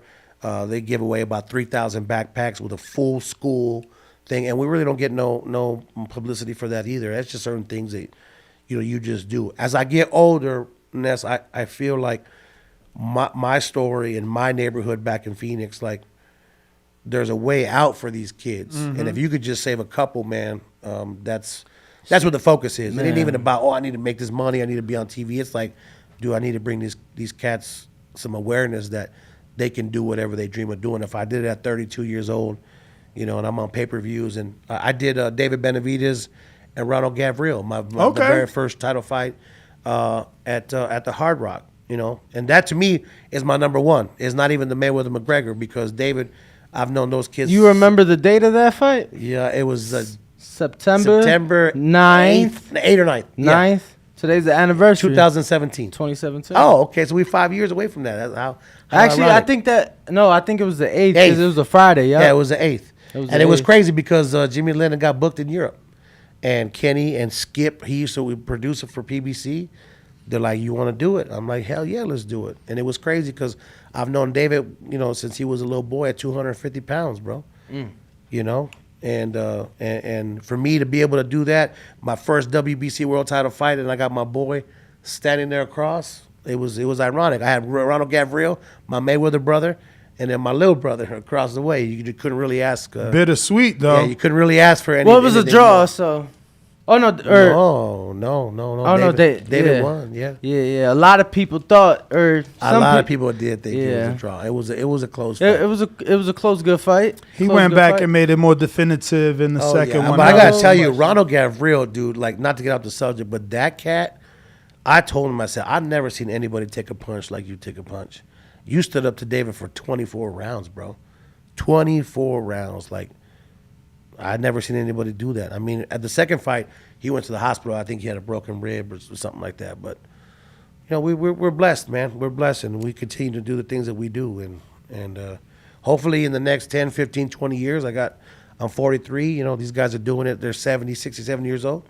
Hopefully we'll get these opportunities and just be on regular Doesn't that television. motivate you? It does. Because I swear, I look at, and they're not really my contemporaries because I'm not a journalist. I'm behind the mic. Yeah. But I look at, I always tell him, man, look at Ioli, look at Rayfield. Like, I got hella time before I get, their age. And so there's still a lot of time, and you're only 43. No, you guys are building. I mean, I'm the same age. I just heard that you're 43 Yeah, too I'm 43, as well, right? yeah. But you guys are building something really, really strong here. Like I seen him and what he's done, and you've been strong, for a long time. But to bring him in and for him being a fan, to like being so knowledgeable now, like it makes me proud, because it's like you're supposed to be happy for your friends in this business, right? Some people do not get happy for friends leapfrogging or doing other things and being successful. I just don't understand it. That's why, one of the things that I have a problem with, and I'm just going to say it, just because I'm Rambling Ralph, and sometimes I don't have no filter. But sometimes people need to really be happy for one another, man. I'm happy for David Diamante. I really am, because he's grinding, dude. That dude's been grinding for 20 years, man. You gotta respect be the happy grind. for that. Like, there's a pecking order here, and you have to either accept it or do dirt to get your name in there, and that's not me. That's just never been my type of shit to do that. And we respect everybody. I'm hosting the Nevada Boxing Hall of Fame every year now. We're doing the Box Expo. I'm hosting that now. Nice. So there's other things that we can do besides having to announce fights, that we can make a big difference in this industry. So we're just branching out and doing what we got to do. I have a little podcast with Sportsnista, Cassandra Cusino, but I got to hand it to you, man. It's really hard to be doing this every day. I mean, you have to make it your job. It's got to be your job. Otherwise, it's got to be a passion. Otherwise, bro, you go tell hard people, for a couple of weeks, and then it's like, shit, this shit just fizzles out, and then you're like, you're done. That's the thing, I tell people it's not about going hard. It's got to be your passion because if not, you're just not going to have the same energy day after day to talk about the sport. But like for me, the reason I started is because I had no one to talk about it. My best friend, he's Cuban, so he knew a little bit of boxing, Cuban base. Yeah. And outside of that, it's like, who can you go to? Thank God Twitter was invented and I found so many like minds. And then obviously the show was born and I was able to connect with people around the world that are just as knowledgeable as me, if not more. Right.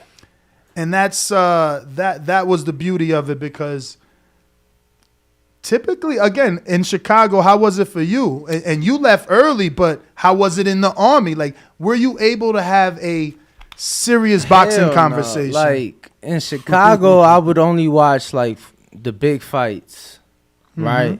And then, like, I honestly feel like the first big fight I remember watching was Floyd De La Hoya. Like that was a great big fight to watch. I vividly remember. I was probably like 11 years old. I vividly remember me being the one person to root for Floyd because in your family, bro. Yes, because I just felt like the highlights and everything leading up to the fight they were showing because that fight was a huge deal, right? I'm like, man, this guy's like so slick and nasty with it, right? But in Chicago, I really wasn't a big boxing fan. It was just the big fights. Moved out here. I didn't have any friends to talk boxing. Like, my closest thing was guys in the military that were UFC fans that I would try to convert to because it was like, oh, shit. Good luck with that. At least they're combat fans. And some of them were, right? Some of them were. Eventually, I did get, a friend in there that was knowledgeable enough, but it still wasn't it. It's not like the internet. And I'm gonna be honest with you, like for me, it was I would go to all the fucking events. Like Floyd really does a lot of events that people just don't know about. And me as a fan, I would go and I'm like watching these people doing interviews and shit, and obviously I'm watching the YouTube interviews too, and I'm like, yeah, actually that's wrong. Or actually he got this many wins. Actually, he got beat this year. And you realize they not doing it right. Bro, and shout out to you. It was funny because, Sean Zattel, he started with did he start with you or no, he started with, I don't want to say Bleacher Report, but someone that was like Bleacher Report with an extra word in that. So it was like Bleacher something report. Okay. Yeah. But nonetheless, Sean had just went from the Boxing Voice to Fight Hype, and I knew Sean just from being around, and he was like, yo, reach out to Ness, man. He needs a guy in Vegas. So I was in Afghanistan the first time when I reached out, and he's like, bro. Oh, wait, so you barely came out here then. I didn't mean to interrupt you. But no, I just moved out here March. That's what I'm saying. So you barely come stationed here. You were, okay, I got you. Yeah, but I was in the tri-state. I was watching you were over there. In the tri-state area, then, years of hard work. I moved. I moved my house. I moved to Florida, and then this happened. So I was in Florida for a year. Nice, but he was still he was still in Jersey when we met. But he was like, bro, he's like, reach back out to me when you're in America, like you're in Afghanistan. So cool. So I was shocked when you had to go because you were barely getting hot, dude. Like you were. No, that was the second time. Oh, that's the second time. The first time, bro, the day I got back from Afghanistan, literally the day I get back, maybe Facebook, I see that he's out here. And I knew he didn't live here, so I reach out to him the day I get back, this 2018. Boom, we had a conversation. On Facebook? Yeah, man. You so lucky I never answered Facebook. It took Alex like 90 days for me to get a response, for him to get a response from me from Facebook. I don't know if it was, I know I reached out like every platform. Okay, so probably IG. But I know Facebook was one of them, but regardless, I'm like, the next day we met up and just had to get started, man, because I really wanted to do it, and I kept finding excuses not to. I'm like, fuck you make excuses for yourself, dude. Always. A lot. You try to self-doubt yourself a little bit until you get in it, right? Like, always. That's why this sport is so beautiful. I mean, like I said, that Roy Jones, John Reese fight, I was already a fan. from my father and my grandfather. My very first fight was Louis Sharpshooter Espinosa against Jorge Paez at the Coliseum. I was 8 years old. But when you go to these live fights, that's why I tell people, you sure you want to come see me announce the undercards? They're like, why? I said, because if you get a ticket to Pacquiao Broner and you stay and you experience this, you're going to be hooked, dude. It's going to be like crack. You're not going to want to watch the pay-per-view no more. You're going to ask me when we go into the next fight. And it just grabs you, bro. It grabs you. And there's stories like his, like mine, like yours, in every corner of this sport. You don't see no Harvard grad saying, well, shit, I'm going to go and test the waters in this professional boxing game. No, you don't see that. Nah, hell You no. see This a dude is like, it's crazy. it's definitely an inner city sport and business, and it's filled with entrepreneurs. I did want to get to Japan and just some of the cultural differences for you being Mexican, trying to find food out there the first time, or was that difficult? And did you go out there with the mindset like, I already eat Mexican food back home, I want to try new things? No, yeah, like for me, I was excited. I'm a big sushi head. Shouts out to Sakana out here. You guys been to Sakana? Never. Sakana? Bro, how you spell it? Is that but is that like a Floyd sushi? No. Listen, dude. Like, listen. You know, my guy. I like Danny's all you can eat spot. Yeah. It's an all you can eat. Okay. But this place is like head and shoulders above anything all you can eat. How you spell it? Sakana. And usually there's a spot out here in Rhodes Ranch because my cousin lives out here. Oishi, that used to be my spot.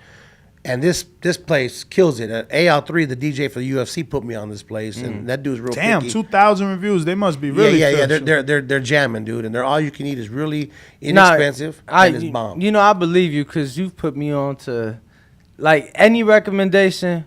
It's like, damn, all right, let me hit up Ralph. Like, I need a barber. Let me hit up Ralph. Wait. Yeah, we need recommendations for Philly. I mean, Phoenix. I'm going to that Jake Paul fight. Good. The pressure's on Tuesday. Yeah, as a matter of fact, I reached out to Tony Holden and be like, hey, you ain't got to pay no plane ticket, no hotel ticket. You know, you need the undercards done. Let's do it. Like, that's the thing. Like I say, I don't. Okay, Tony Holden is the promoter of Jeremiah Milton.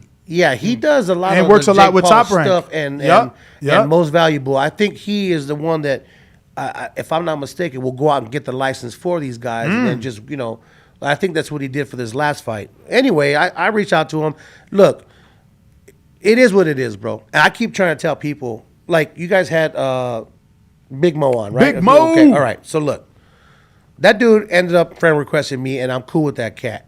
He's different in the sense that his marketing is gimmicky, but it's working for him, right? Super. It's working for him. Yeah. He's getting to do some shows that he has not done the last 2 years. He did the this bare knuckle thing in Florida. Now he's starting to get little shows here and there and starting to get bigger. Fantastic, bro. That's awesome. I like that. I'm not a hater. That's real super cool, man. So I think he was supposed to do the undercard of the last Jake Paul fight, and I don't step on nobody's toes, but I told Tony, hey, I'm on Phoenix. If you need me for whatever.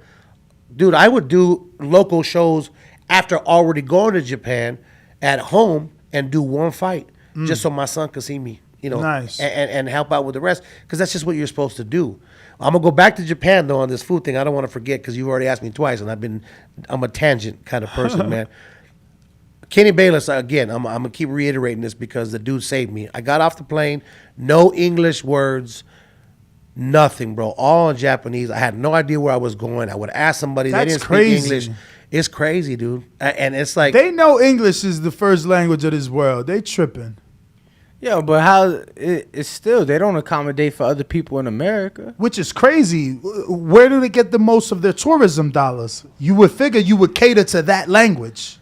There's nothing in English over there except McDonald's, dude. Jesus. Yo, and you know what is I've never been, but I've had a friend live out there, and she's traveled all over Asia and Europe.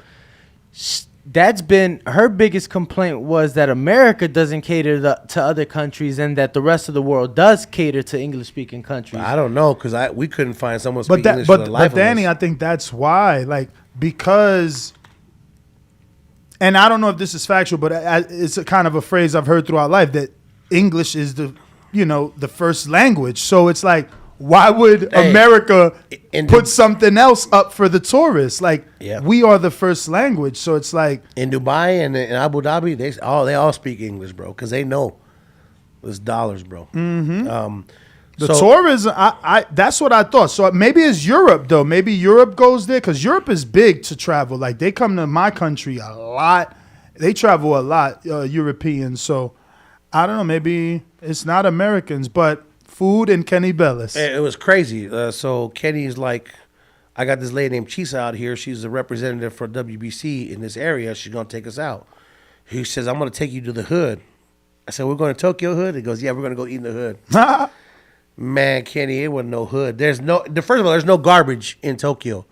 You know, you get in a subway, and I'm not knocking New York, but, you know, it smells fun. It smells, and, you know, people don't care. They urinate everywhere, the trash everywhere, whatever. It is what it is, right? Man, in Tokyo, you get in the subway, and if you throw a piece of garbage on the floor, your ass getting thrown in jail over there. So, spotless. The subway was spotless. The train, spotless. I mean, they just have a respect that is beyond what I've ever seen. They respect their elders. They bump into you. They don't care how crazy the road is, and they apologize. You know, I went to Brooklyn.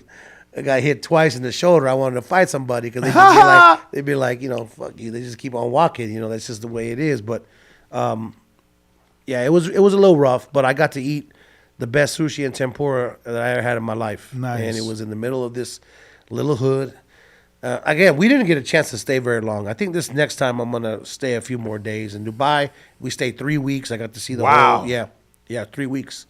And they spoiled us, bro. Wow. That and they don't even have a boxing commission over there. The dude that works with Badu Jack, Abdul Amir. Yeah. He is actually spearheading a boxing commission over there because they don't have one. Like, it's from scratch. And you got all this resources and funding, but you ain't got no commission. So shouts out to him for working on that because it was makeshift when we went and he made it work. But I can't wait to go back. The culture is there is cool, but the lady did say that McDonald's is fucking up them kids' diet over there because they all eat real clean and healthy, and then you got McDonald's coming into Tokyo and it's just jacking everybody up. But I thought isn't it regulated because they, you know, we're the like unhealthiest country in the world, so don't they have it regulated to fit their money talks, bro. You get that McDonald's in there and you start pouring in that money. People mad. They like, yo, English isn't the first language, bro. It's the language of business. It's the language of business. James Valdez in San Antonio says, do you watch female boxing and why or why not? I do watch female boxing. I have a good friend, Sulem Urbina, that got a fight on a couple of Golden Boy cards. She's in my area. And Layla McCarter, man, she plays poker with me out here. I'm a big poker player. She plays poker almost daily at Caesar's Palace, and I really root for her, multi-time world champion. Look, is there a lot of knockouts? No. I got to announce Amanda Serrano's record-breaking title fight in Brooklyn. She's a cool cat. There's a lot of cool females, man. They just don't get the opportunity, right? Like, I really do wish, though, that they would go to 3 minutes. I'm a big proponent of that, and the reason for that is because it's like this. I had a conversation with Jack Reese yesterday because we had the NABF conference this whole weekend, and he's like, look, why do you think we should go to 3 minutes? I said, because these girls get pounded for a minute and a half, 2 rounds, and there's no steam, though, right? Like, you could hit somebody for a minute and a half, and then the round's over after 2 minutes. If that round was 3 minutes, you may be able to take that girl out. She would get less punishment. I know it seems weird. It sounds weird. But I think if they went to 3 minutes, these fights would be shorter, and these girls would take less punishment. That's just me, because there's not really a lot of knockouts. I mean, you guys were just talking about it earlier. Even Clarissa Shields doesn't go in there knocking people out in 30 seconds. There's no more Ann Wolfe in this generation. There isn't one. Yeah. Well, there is. She just ain't getting the shine yet, man. She actually looks like Ann Wolfe is part of the LGBT. Who is it? Shadeja Green. Oh, yeah. You talked about her before on one of your points. Yeah, I'm waiting for someone to give her an opportunity so she's like 8-7 KOs. Yeah, that girl's good. You're right. You did talk about her on a previous podcast. I do remember. Yo, so watch this. So English is the most popular language in the world, so right? then I won. That's it. Don't. No, that's it. Just let them be mad. This is interesting, though. Not by much. Mandarin, a very, very close second. But here's the interesting fact, and it kind of goes to what I've been saying about the rest of the world catering to. More than double of the English-speaking population is non-native, meaning they second language or second more. generation. So meaning basically they learned it for a reason, and I don't know. And look, dude, English, not getting off the subject, but it's a hard-ass language to learn if it's not your native language. I mean, I'm close in Arizona to the Mexican border, and I have friends they're like, man, it was so hard for me to learn this language. I mean, you got a word like two.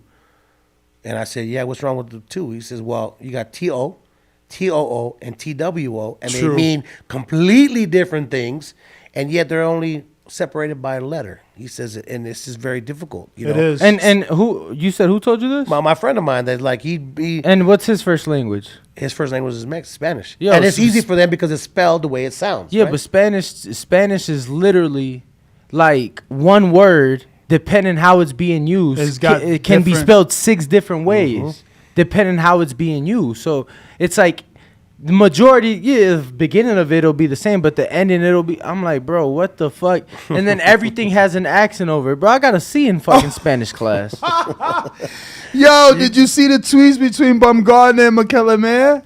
Oh my God, they too much. This is what I'm saying. I hate that this fight got postponed.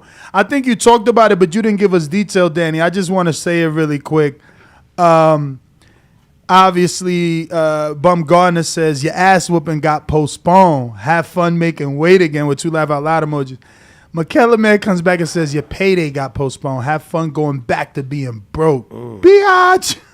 Alicia Bumgarner was in Phoenix. We got them a ticket to come to the Iron Boy show, and then that's Rick Ramos, right? She will. Nah. Who's the girl that Rick Ramos is training? Jessica. McCaskill. Jessica McCaskill. Okay, excuse me.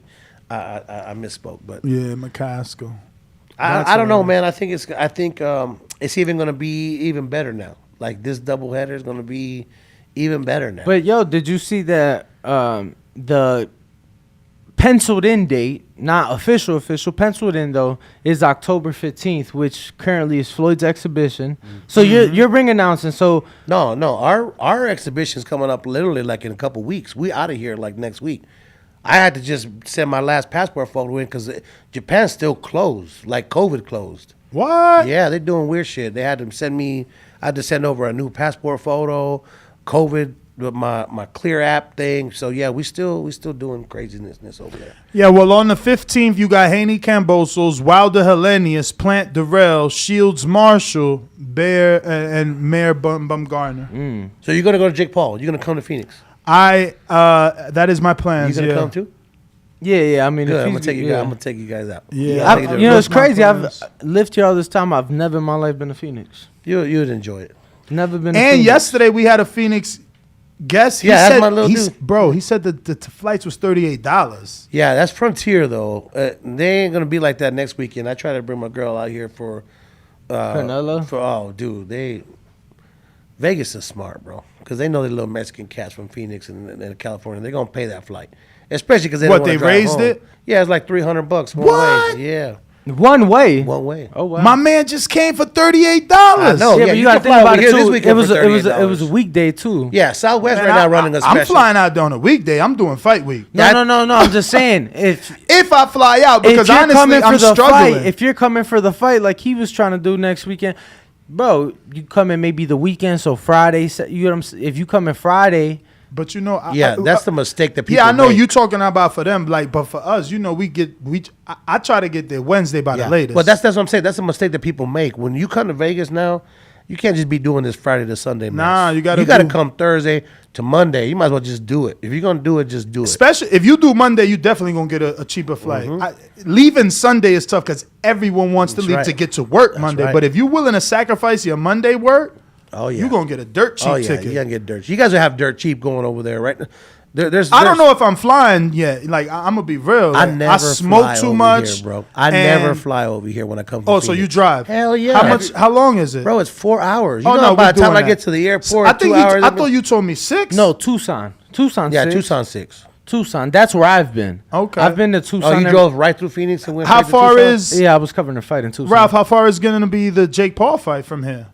Is it 4 hours? It's 4 hours. It's actually no. right when you come into Phoenix. Oh, no, in I'm Glendale. busting that down in the vet, smoking like 10 Harim joints. Kidding me? I can't, man. I hate, like, renting. Like, look, I want to go see Shakur before he leaves. And I told him, like, I think we talked about it, and we have to leave, like, Monday, come back Wednesday. And it's like, to fly over there, to rent a car, to rent a hotel, to turn back, man. But that trip might make sense to fly because we're not staying as long as we did the last time. I definitely want to try to get that done because he's about to leave to Newark the following week. Bro, I got the worst weed story that just happened to me. What? Last week. Well, you know, Bob Ware, he's got bad back, so he likes to, you know, medicate. And I guess he has his... Damn, I didn't know. I said, man. Oh, yeah. No, it's big time. I'm going to tell Bob today. And, you know, man, Yo, shout out to Bob. You know, I know he got jammed up in fucking Australia, man. They, you know, yeah, dude, that was whack. in that situation. But you know, Bob, very quiet guy. Even if you around him, he quiet. You know what I'm saying? Yes. And I've been not to the level of you, but I've been fortunate to be around him a lot. One of the best cutmen in the game. You know? You see what he did to Jake Paul's cut the last time? He didn't get enough credit. That cut that Jake Paul had was nasty, bro. And in a matter of 2 rounds, that cut was non-existent. Yeah. And I get happy for, you know, when my friends are cut, man, I get happy when there's cuts because then they get to show their work, you know? But this dude... You know, and for me, I get to see it. See, you get to... That's a great example of seeing the work fight night. I get to see it in camp, you know, and I get to see him work with top-level fighters or fighters who have injuries and help protect their hands, you know, with the work that he does. So well, this asshole, he's one of my best friends, but I gotta I'm gonna put him on blast here real quick now that we're talking about the subject. So he had this brand new gravity bong thing that. Oh yeah, I've seen it. Okay, I've only heard about dog. it. Don't fuck with it. Dog, no. Too much. Look, I don't smoke, right? I said, you know what, my back hurting too. Let me try this. He said, it's just a vape, man, the smoke. Just inhale it. Dude, I felt like I got hit with a Mike Tyson uppercut leg hook combo. I swear to God, dude, in 2 seconds, I couldn't even walk. And I don't smoke. All my friends that are watching, you guys know I don't smoke. And I just, you know, my back was hurt. I said, I'm going to try it. Bro, I was sick for like 2 hours. I thought I was going to die, dude. And I said, never That's because you don't smoke. Well, That's no. why. I mean, I see these videos of like Wiz Khalifa taking these big inhales. Dude, you can't look at Wiz. No, you're right. You're right. Come on, bro. That's like, okay, right now, give him a bottle of Dos Artes, and then you guys just go shot for shot. Dude. You guys just go shot for shot. Dos Artes is my favorite. You take 20 shots, he takes 20 shots. You'll be a lot better than he is. He don't drink. Yeah, you know what I'm saying? You got the tolerance for it. But you just take one little inhale. You don't think that your whole world's gonna come to an end when that happens. He had me on Bambi legs in 3 seconds, dude. Damn. And I'm just never going to shouts out to him, but man, the hell with him too, man. No, Lil David, you guys had it here yesterday. I got to tell you, in the gym that I work out in, he's in there daily. When he tells you that he works out, firsthand, I got a second voice that the dude is a little killer and he works out constantly. I got to see Dylan fight the other day at the Nevada Boxing Hall of Fame. Okay. They did the Green Belt Challenge. They got to announce his little fight. Yo, they bring Dylan out like he's Manny Pacquiao, bro. No, bro, he he's had a like star. 1,000 people behind him. He's a star already. It's crazy. insane. I know Top Rank is gonna sign him because of Jorge's connection. It's crazy, He's man. he's a star. If I'm not, Bro, he got like 100 and some thousand followers. if I'm not mistaken, you know his wife. I'm pretty sure his wife still works for Top Rank. Oh wow.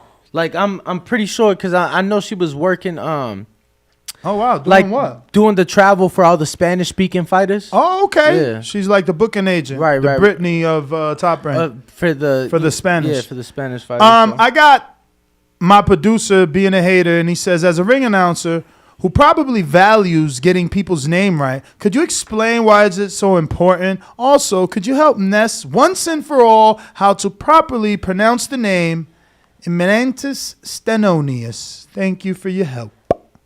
Eminentus Stenonius. All right, first of all, Ralph. I'm probably killing it. First of all. Show him if you want to show No. him.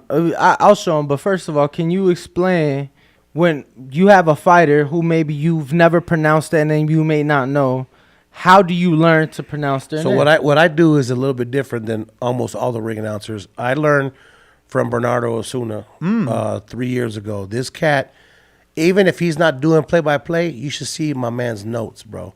He shows up with a book full of notes because one time Joe Tessitore got sick right before a fight, and they threw my man in there to do play-by-play. And he says, I will never, ever, ever in my life be in that situation. Unprepared. So he makes notes, and the dude like is super prepared. So he's like, just show up early. So I show up at the weigh-in, and where the commission, when they check in, I sit right there. And I said, hey, how does your mama pronounce your name? Is it this or is it this? How do you really pronounce your name? Like Nonito Donaire is not Nonito Donaire. It's Nonito Donaire. And that's the way you're supposed to pronounce that name, and nobody does it. Like, I'm off the cuff, dude. I pronounce a Filipino name like their mama does it, and Mexican like their mom does. Like, So there is a difference because not just him. I mispronounce names sometimes, but we don't get the luxury like you when you're announcing a fight to sit down and Yeah, you get a fighter meeting. we don't always get that. So if there's news to be reported, we try our best. We're not trying to disrespect anybody, but sometimes you just don't know. But the way you and a said lot it, of these Eastern European names is just difficult. no, bro. they're crazy. Like the way you said it is the way everybody else says it. So I would say, well, that's the way you say it until I would speak to him. But a lot of those fighters don't want the problems either. So they just say, yeah, whatever. Whatever. Like, That's fine. Like Donite is okay with being pronounced Nonito Donaire. He doesn't say anything about it. He just said, well, shit, everybody's doing it. I might as well just let it go, right? And that's what happens. So, yeah, I have to look that one up. I have to get back to you guys on that and do a call in on that because that. So I'll pull him up for you. He is WBA regular champ. He just coming off the win over Butayev. So he is technically in line for a title shot at welterweight. Obviously, those belts are. And you got to roll your R's too, man. Even if you're not Mexican, you got to roll them R's, bro. Yeah, see that's tough, right? Imantas is how is probably the first name is probably pronounced Imantas because Russian, the Eastern Europeans, their accents is almost like Latino almost. I mean, so it's like Imantas, and the last name is jacked up, right?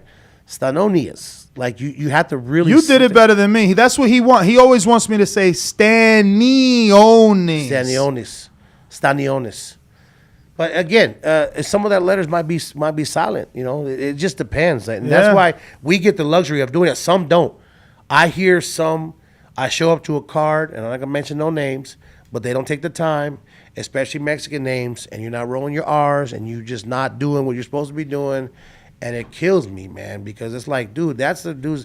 They may never be able to get on a broadcast again. They may never be on Showbox again. They may never be on a PBC card again. Like, why would you not take the time to really? Let me ask you this, because I've always wondered this too, and I think that sometimes this, and I mean no disrespect to any ring announcer, but I think sometimes this is gets messed up more than the name itself. But who tells you where to say the city? Because I feel like sometimes the proper city isn't represented, and I'm like, how does that come up? I know you guys aren't. Maybe BoxRec. Yeah. So what they're using BoxRec. So what they do is they'll go take from BoxRec, and then they'll say, okay, is everything right here? And then they'll be like, yeah, whatever. Dude, during the weigh-in, these fighters don't want to talk to you about their fucking city. They're dying, bro. He knows that. He says it all the time. He don't even talk to fighters fight week, let alone weigh in. Yeah, so. No, and that's why, because me even being in the industry, I was wondering, and I'm like, damn, I wondered, because if I'm not mistaken, in the Wilder Fury 3 fight, they announced, Wilder Fury 3, they announced Fury fighting out of Henderson, Nevada. Now, did he own at the time, and was he living for camp in his home? Yeah, but that was part of marketing, bro. Come on, man. They wanted to make the white man that looks like he's an American be American. That's why they brought him out in the fucking American flag. Like, it was all about selling him as an American to sell pay-per-view. Redo was crazy. I was in the crowd for that. I mean, yeah, but he also did fucking Mexican independence with the sombrero and the mariachi. But Are there Mexicans in the UK or they're here? He's catering to us. No, I hear you. I'm just asking Pandering. him. Well, I'm just asking him. I'm just asking him. You know. That's why I always ask. I ask the same thing. I'm like, look, this is what they have as your record. This is the city. Are you cool with that? Mm-hmm. And if they say yes, then we roll with it. We running with it. Yo, have you ever had a fighter like, no, Boxer Yeah, got Luis my Diaz did it to me the other day. Hold on. Have you ever had a fighter like, no, Boxer got my record wrong? Yes, all the time. Because some of those cats count those Mexico fights as like real fights, and some of these commissions they don't. They're like, dude, you had 13-0 in Mexico fighting dudes that were like 1-99, and they some commissions don't count those fights. Oh, I'm 23-0. No, you're not. You're 3-0. You only fought in America 3 times, bro. You know what I mean? Or what I do is a lot of people don't do either is if there's a cat that really is struggling and he's like 1-8. I will never, ever, ever read that record. I just say veteran of 9 fights, 3 victories, 1 victory by KO. I just can't do it, bro. Yeah, because yeah, you know that's what? nice though. I see them and they went through the work, and maybe they're there for a payday, maybe not. But I still ain't gonna. And look, journeymen are needed, bro. Of course, you know they're not meant to win fights. They're meant to give rounds. I talk about, and I know obviously mistakes happen, but I know you've called it because I've called it when a ring announcer gives away the decision before saying the name. Yeah. You know, sometimes it'll be a split decision, so it'll be like, and they give it away by like overruled by, and you're like, yeah. Well, I do the overrule too, and actually sometimes I only do overrules on like the first judge has a draw, right? Like you're supposed to read it. Yeah. When you got a majority decision or a majority draw, you always read the score that's fucked up, excuse my language, first, right? So you read 95-93 overruled by judges, blah, blah, blah, blah, blah, who have it 94-94. There is some announcer that will say we have a split decision before even reading the scorecards. I don't do it that way because I love the pop. As a fan, I always was like on the edge of my seat anticipation of when the scores were coming out. If you, like the other day, what fight was it? There was this split decision, and then the scores were read. I think it was the Andy Reese fight where the 2 of the scores were just, you know that because Luis Ortiz got knocked down 3 times, that there's no way he could have that score. So you already knew, okay, it's done, right? I try not to do that at all. Like California has a weird rule where if it's a TKO, they count it as a knockdown, a KO, automatic. They don't give TKOs in California. So you get people like, man, it's a TKO. Nah, bro, in California, it don't matter. It's a knockout. So you get shit like that. Like you get people coming up to you, like in the middle of you announcing, like Luis Diaz, they have him as Boca Raton, Florida, but the dude's like, I'm from fucking Milwaukee. Yeah. And that's my dog, bro. So he is from Milwaukee, but he moved to Florida to train with John David Jackson. But that's what I'm saying. And it changes. Like, I'm like, bro, this is where you at. You get mail here, bro. This is what this is what's on the paper. We asked you. You didn't say nothing. Yeah, see, and it's funny because granted we're not fighters, totally different, but bro, my man just moved here in March. He's like, I'm a Las Vegan. Bro, I rep Chicago to the day I fucking die. Like, I'm a Las Vegan. Fuck all that shit. Where I'm at is where I'm from, especially if I fell in love with the location is better for business. Like, I'm not going to be mad Well, at no, that. like at Abu Dhabi, they announced Ramlin Ralph from Las Vegas, Nevada. I didn't say nothing to it. It's just, you as a Vegas ring guy. announcer, you want to be from Las Vegas. Of course. So that's why I live half of my life in Rose Ranch, right up the street, because you got to be here, man, And that's why I think, you guys setting up shop here is really good business, dude. Like, like I told them, you guys have a beautiful place here, man. And Appreciate shouts out it. to you guys, man. This is probably the nicest podcast studio I've ever seen in my life. So Floyd stopped by, man. We looking for an investor to turn it into the boxing UFC man. center. Yeah, it's crazy. It's a lot of people don't understand that, man. And like I said, before I started working with him, I was like in the masses. Oh, this dude be running. He don't know about that. No, you see him fight live, and it's defensive wizardry. The dude knows what's going on before the other opponent even knows what's going on. Totally. And I've never seen anybody like that except probably Roy Jones in his prime or Pernell Whitaker or something like that. But at the end of the day, when the cameras are not around and you go to Girl Collection or whatever and he's just chilling, bro, he's the nicest dude in the world. You got any coupon codes for Girl Connection? You go with me. Let's just go. Any half offs on them lap dances? Yo, Ralph, a couple things I wanted to ask you. Shit that I've never asked you before. Yo, it's funny. Just remember. Yo, you remember we made that $1,000 bet on Kayla versus Benavidez? Yeah. It still ain't happened. I know. Bro, we made it. We was so fucked up. This is the first time I ever ordered liquor off Uber Eats. I didn't even know that was a thing. Shout out to I don't even drink no more, champ. It's crazy. You don't drink no more? Not really, like, dude. And you're working your ass off, dude. Nah, bro, all diet. That's what I'm saying. Yeah. That's what I'm saying. Like that's still work. Yeah. You pass by. Fuck, there's so much good shit out here to eat. That's Hell why yeah. Yesterday my wife had fucking hamburgers, and I'm like, so you on the grind too then? Yeah. Good. Yeah. No, but I'm in spot. Tell your story. Yeah, no, I just wanted to ask you though. Has there been a moment or something where you caught yourself fucking up as you're announcing? And yeah, and the cool thing is that only really ring announcers know when you fuck up. You know, and people that know what's going on. Like, there's been plenty of ring announcers lately that have been like, I'm like, damn, bro, you know. And the most recent one that was real big, that was kind of huge, that everybody knew, was when Jeremiah read Gabe Rosado instead of Daniel Jacobs. That was massive. Even DAZN made fun of that whole thing, and I felt bad for him. But at the end of the day, you know. Let me interject. Is that a setback, like a fighter taking a loss? Do you? I don't does your know. pay reduce? Is it harder to get jobs? You make a mistake on that level? He made a big apology, and I like him, and I messaged him. I'm like, bro, don't make an apology. We all mess up, dude. We've all messed up. My very first fight, that ESPN fight, I messed up at the end, and Teddy Atlas read me a new asshole right on TV, bro. Really? Yeah. I meant to say current NABF champion, and I said future NABF champion. And Teddy Atlas was like, oh, so what does the announcer know that we don't know? What the hell's going on around here? It's like these old Tyson fights when, you know, it'd be like the Harlem Globetrotters against the Washington Generals. Like, what does he know that we don't know? Blah, blah, blah, blah. And then Dan Rayfield picked it up, and I never got an apology from him, because what I meant to say was the future, like that was what they were calling him, the future, and then NABF champ, and I said it all in one, and it sounded really bad.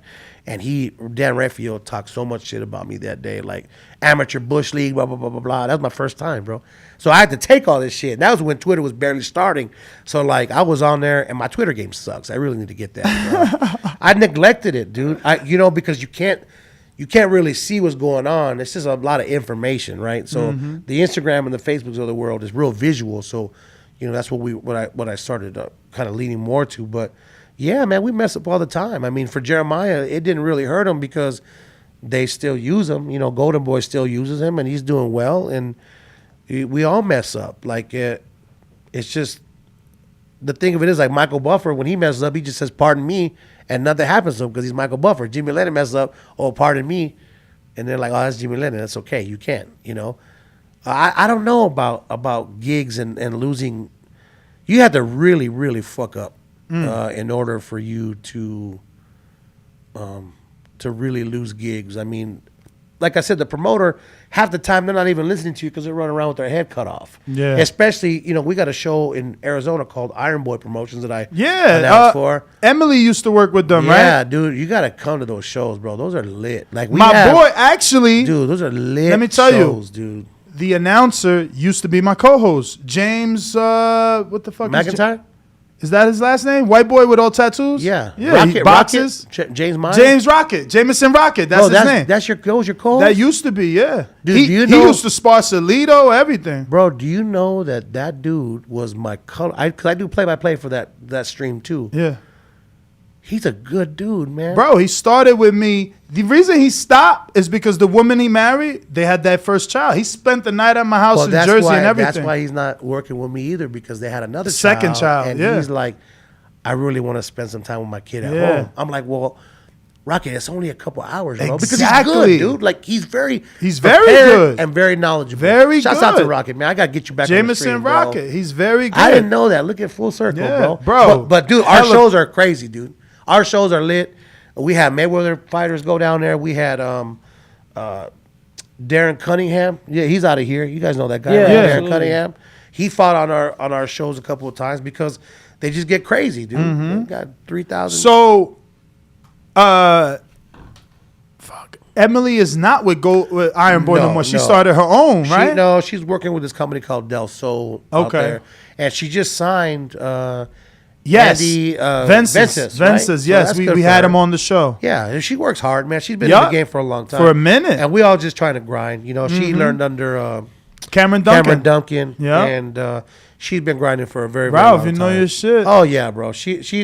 We've been at it for a long time. I mean, like it's the same time when she started, when I started, you know, and she's been doing a lot of work. I mean, she learned from Cameron a lot, and then she was working with Michelle Rosado, the Raging Babe, for a while. She was out there in Arizona. You know her well, Ness, or no? Not Raging Babe, Yeah, of course. yeah. I'm from Tri-State, so Oh, that's I right, cover her that's right. shows. Yeah. And I actually been around and work in the business as long as her, in the sense that she was still doing like journalism. She had a podcast with the girl Giandra. Yeah. And Giandra comes here. I think she was here yesterday. Yeah, nice. Yeah, it's just full circle, man. Like It is. I announced shows for Michelle. One time I did a show. She's so passionate and so driven that shit. I had a fever of 103 and I couldn't tell her no. She's like, "You coming?" I'm like, "Man, I'm sick." Okay, you coming? And I'm like, "Yeah, I'm coming." 103, sweating my ass off in there, breaking a fever, but I couldn't tell her no because that's just how much, how important she was in my life. And then everybody goes off and branches off and does their own thing. Emily doing her own thing, and Arizona's a little bit different, man. It ain't like Vegas. One thing I like about out here is that if someone's preparing for a show, like say Mayweather, we got a show at Samstown, every gym comes and spars in there. The Vargases would come. One kid that you guys really need to look out for out here, and I know you guys know him very well, is King Merriweather, that little kid, Robert Merriweather. Yes. Bro, I seen him spar world champions, established world champions behind closed doors. I'm not going to spill the beans of who it is, but damn, dude, like this kid, if he stays healthy, he's going to be one of the best to ever do it. I'm not kidding. This dude is bred. Have you guys had him in here? You got to bring him in. No, man. Merriweather. We had Merriweather in here. Did we? Yeah. If not this studio, the other studio. Oh yeah. He's Bo had him on schedule. He was supposed to fight at the card that you were covering the other day, and because I remember we had Robert Merriweather. Then he was gonna spar in Top Rank. I didn't make it. Bo made to watch his spar and everything. Watch him spar. Yeah. So everybody, Emily doing her thing. Shout out to her and Michelle too. She's doing more like what I've been doing real estate on the backside for 20 years. I have my own broker shop, and Michelle's getting into like the flipping homes and stuff, and that's what the money. She's doing an amazing job. Yeah, let me tell you. I flipped a home in New Jersey. Well, not really flipped. That was my first home. I gutted it and redid it and lived in it, and eventually sold it. So it's not a flip. Fix and flip. Yeah. That's okay. But I'm very into interior design. Like I before I did that house, I watched like 4 years of HGTV and Nice. flipping Las Vegas, Yeah. all That's type a good of ass shit. show, bro. Hell Even the Vanilla Ice flipping show was that dope. show made me want to move out here. Like years ago. Years ago, I should have done it back then. Houses were like fucking 180, 200 and something thousand. Yep. Nah, bro, I've only been out here 7 years, and I wasn't looking at houses when I first moved out here. But when I started to look at houses, bro, there was still shit for like 180, and this was 4 years ago, 5 years ago. Now you paying 400 and up. Now shit hit the fan. But How's that back been to for- Michelle, I just want to say that her interior design choices are magnificent. Oh, this last house she just did. She did it in the hood. She's making like 5-star luxury style bathrooms. Shout out to her. She found her niche. Shout out to her too, like big time. She's and I told her, I emailed her. I said, "Girl, I said you really doing it." No, she got Because an eye. look, when you walk into that house, even if it's a little bit more expensive than the house down the street, the stuff she puts in there is worth the extra amount you paying because it's high quality shit. Like it's just good shit. It's good shit. And she's doing her thing, man, for sure. I think eventually she'll end up having a show because she likes production too. She's into that. She does it well. So I think it'll eventually turn into something good. She had a great show I covered. One of Sonny Conto fought on it. She had like a little Philly special. Yeah. It even got picked up by ESPN. So she did her thing. Yeah. But I guess she realized like, yo, I'm over here running around like a chicken rat with my race, head cut bro. off for this small time promotion.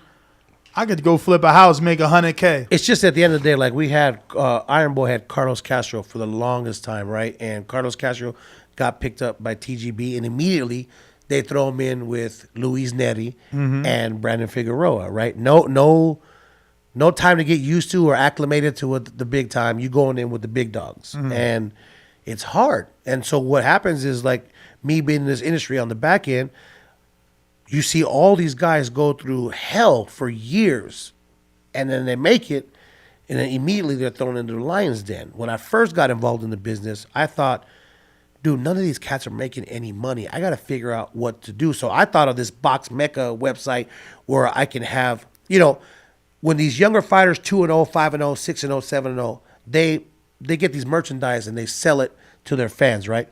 Oh, I'm fighting, buy these shirts or whatever. Well, why do you have to wait until you fight? Why can't I just set up with my dudes in the clothing industry back home and set you up a portal or a website or an app? And you don't have to pre-make fucking 200 shirts and spend all your money. They order one, my dude can make it for you in a day. We ship it out, you make your money year round. Well, then I realized, dude, Shane Mosley and all these guys that maybe would like to sell their merchandise, they're not gonna want to be dealing with no clothing shit. Nobody does, dude. It's a racket, right? And it don't make them money.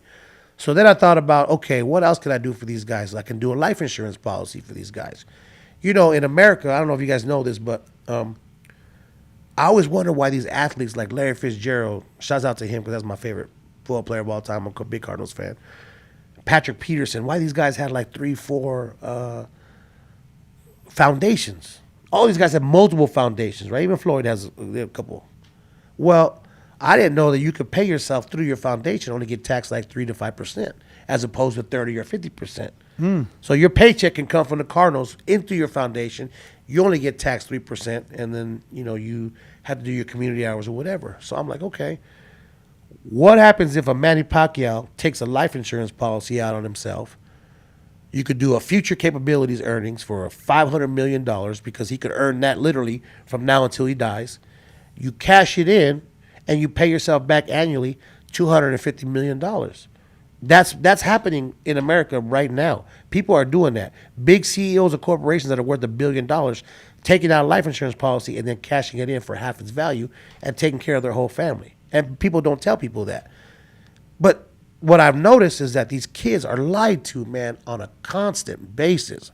When they're really good, even at the amateur shows, you see these guys coming up and trying to, sway them. Hey, man, when you gonna turn pro? I got this over here, I got this over there, and they're constantly lied to. And that's the only thing I don't like about the industry is that these kids are being told from 30 different people and being pulled from 30 different angles. And by the time it's real, and you need that representation, you need to say, hey, man, Devin Haney, you're making good money right now, bro. Instead of buying that Bugatti and that big-ass chain you bought, let's go out and buy you a fourplex, or let's buy a lot and build you an 8-condo, subdivision so you guys can have money for the rest of your life. So I teamed up with Jill Diamond and WBC, and we're going to start doing that for these young fighters because and that's by your fix and flip, even though you lived in it for a while. Real estate, any big baller, bro, has real estate in their portfolio. I don't care who it is, That's true. And these fighters have to understand that it's okay to have the chains, bro. It's okay to have the cars, but man, buy you that property, buy you that lot. So I feel like it's my job and everybody else's job, to be honest with you, that's in the industry, to just kind of, you don't have to do it full time, but put some programming out there, put some feelers out there, put a booklet out there, do a couple of videos on how to teach these kids to make their money worthwhile. Because I tell you what, just as well as I do, and you really think King Kong going to fight another 2 or 3 years by the way he looked the other day? Hell no. What have you done with your money, King Kong? Like, did you buy stuff? Are you good? Because from one day to the next, your shit will be over in a heartbeat. These guys just get used by these promoters and I'm not trying to be an asshole, but you don't ever see them again. You'll never hear from them again. These guys go to the Nevada Boxing Hall of Fame and the WBC, and they're asking for money to pay their bills. There's funds so that these guys from just 10, 15 years ago can pay their bills for 1 month out of the year. That should never happen, bro. There's no 401k, no retirement. So that's my next big thing, bro. Is that we gotta see if we can give back to these guys. So we in a bunch of shit. Ralph, those are all the questions. Please give out your social media. If anybody that isn't following you can do so. It's Ramblin' Ralph on Instagram, RAMBLIN RALPH. And on Facebook, it's just Ralph Velez Jr., RALPHVELEZ. And I believe my Twitter, like I told you, my Twitter game sucks, man. I really got to get that going. I think it's Ramblin' Ralph MC. I'm going to be rude and check real quick, but I think it's Ramblin' Ralph MC. So we try to make it better. You know, I'm on Twitter a lot more now, but man, you know, I'm way behind. You guys got that shit going on. My Twitter game is terrible. So, yeah, man. Well, all right. We're going to go ahead and take a picture with him. Danny, you could go ahead and head out, and I will give out these last couple of super chats real quick. Cool. And, yeah. We'll get out there and we'll take this picture with Ralph after these few super chats. So we last stopped off, obviously, on Jonathan Kidder. I got Jazz 11. It says, cricket, rugby did not cancel. Robert Smith, head of British Board of Boxing, and Adam Smith made the decision too. Few people have too much power today. Okay. Jonathan Kidder says, if Clarissa was smart and wanted to play the female ambassador role, she would stay in the UK for a bit and commentate the most powerful women in the world's death and use it to empower women in power. Okay. And that's a $10 super chat. I don't know if Jonathan Kidder was sending that in.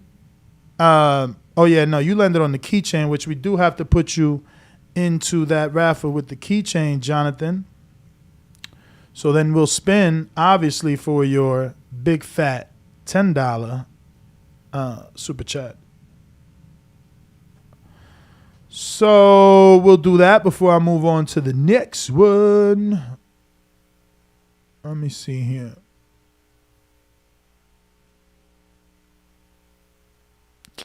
All right. Let's see. Jonathan Kidder, time to show you what you might win. $10 super chat, Jonathan Kidder. Lonnie B. Glove. So 5 more gets you in the runnings, champ. All you got to do is send another 5 if you want to be in the runnings to get that official Michael Jordan of the super middleweight division boxing glove by Lonnie B. Up next, looks like SDX Renzi says, any bets for tonight's fight cards? We kind of went over that.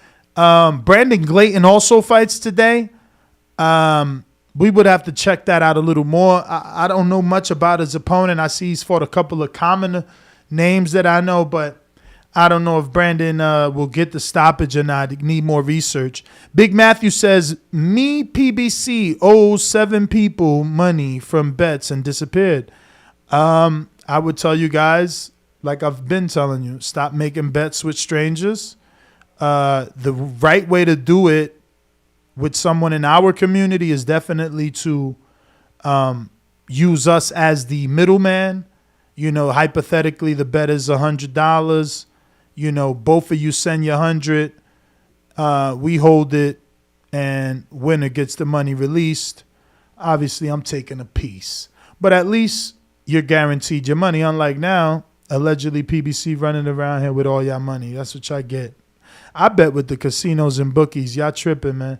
Y'all wanna like poke y'all chests out at each other over a straight bet and not make maximum profit, which is so stupid. Poke your chest out with your wallet, not with you beat your friend. But anyway, that is the last super chat. Nez GTO, Instagram and Twitter. Don't forget to catch my co-host Ringwalk Danny on Instagram at Ringwalk Danny. And we'll be back today at 12 o'clock for another episode live from the Win. So check us out. Peace.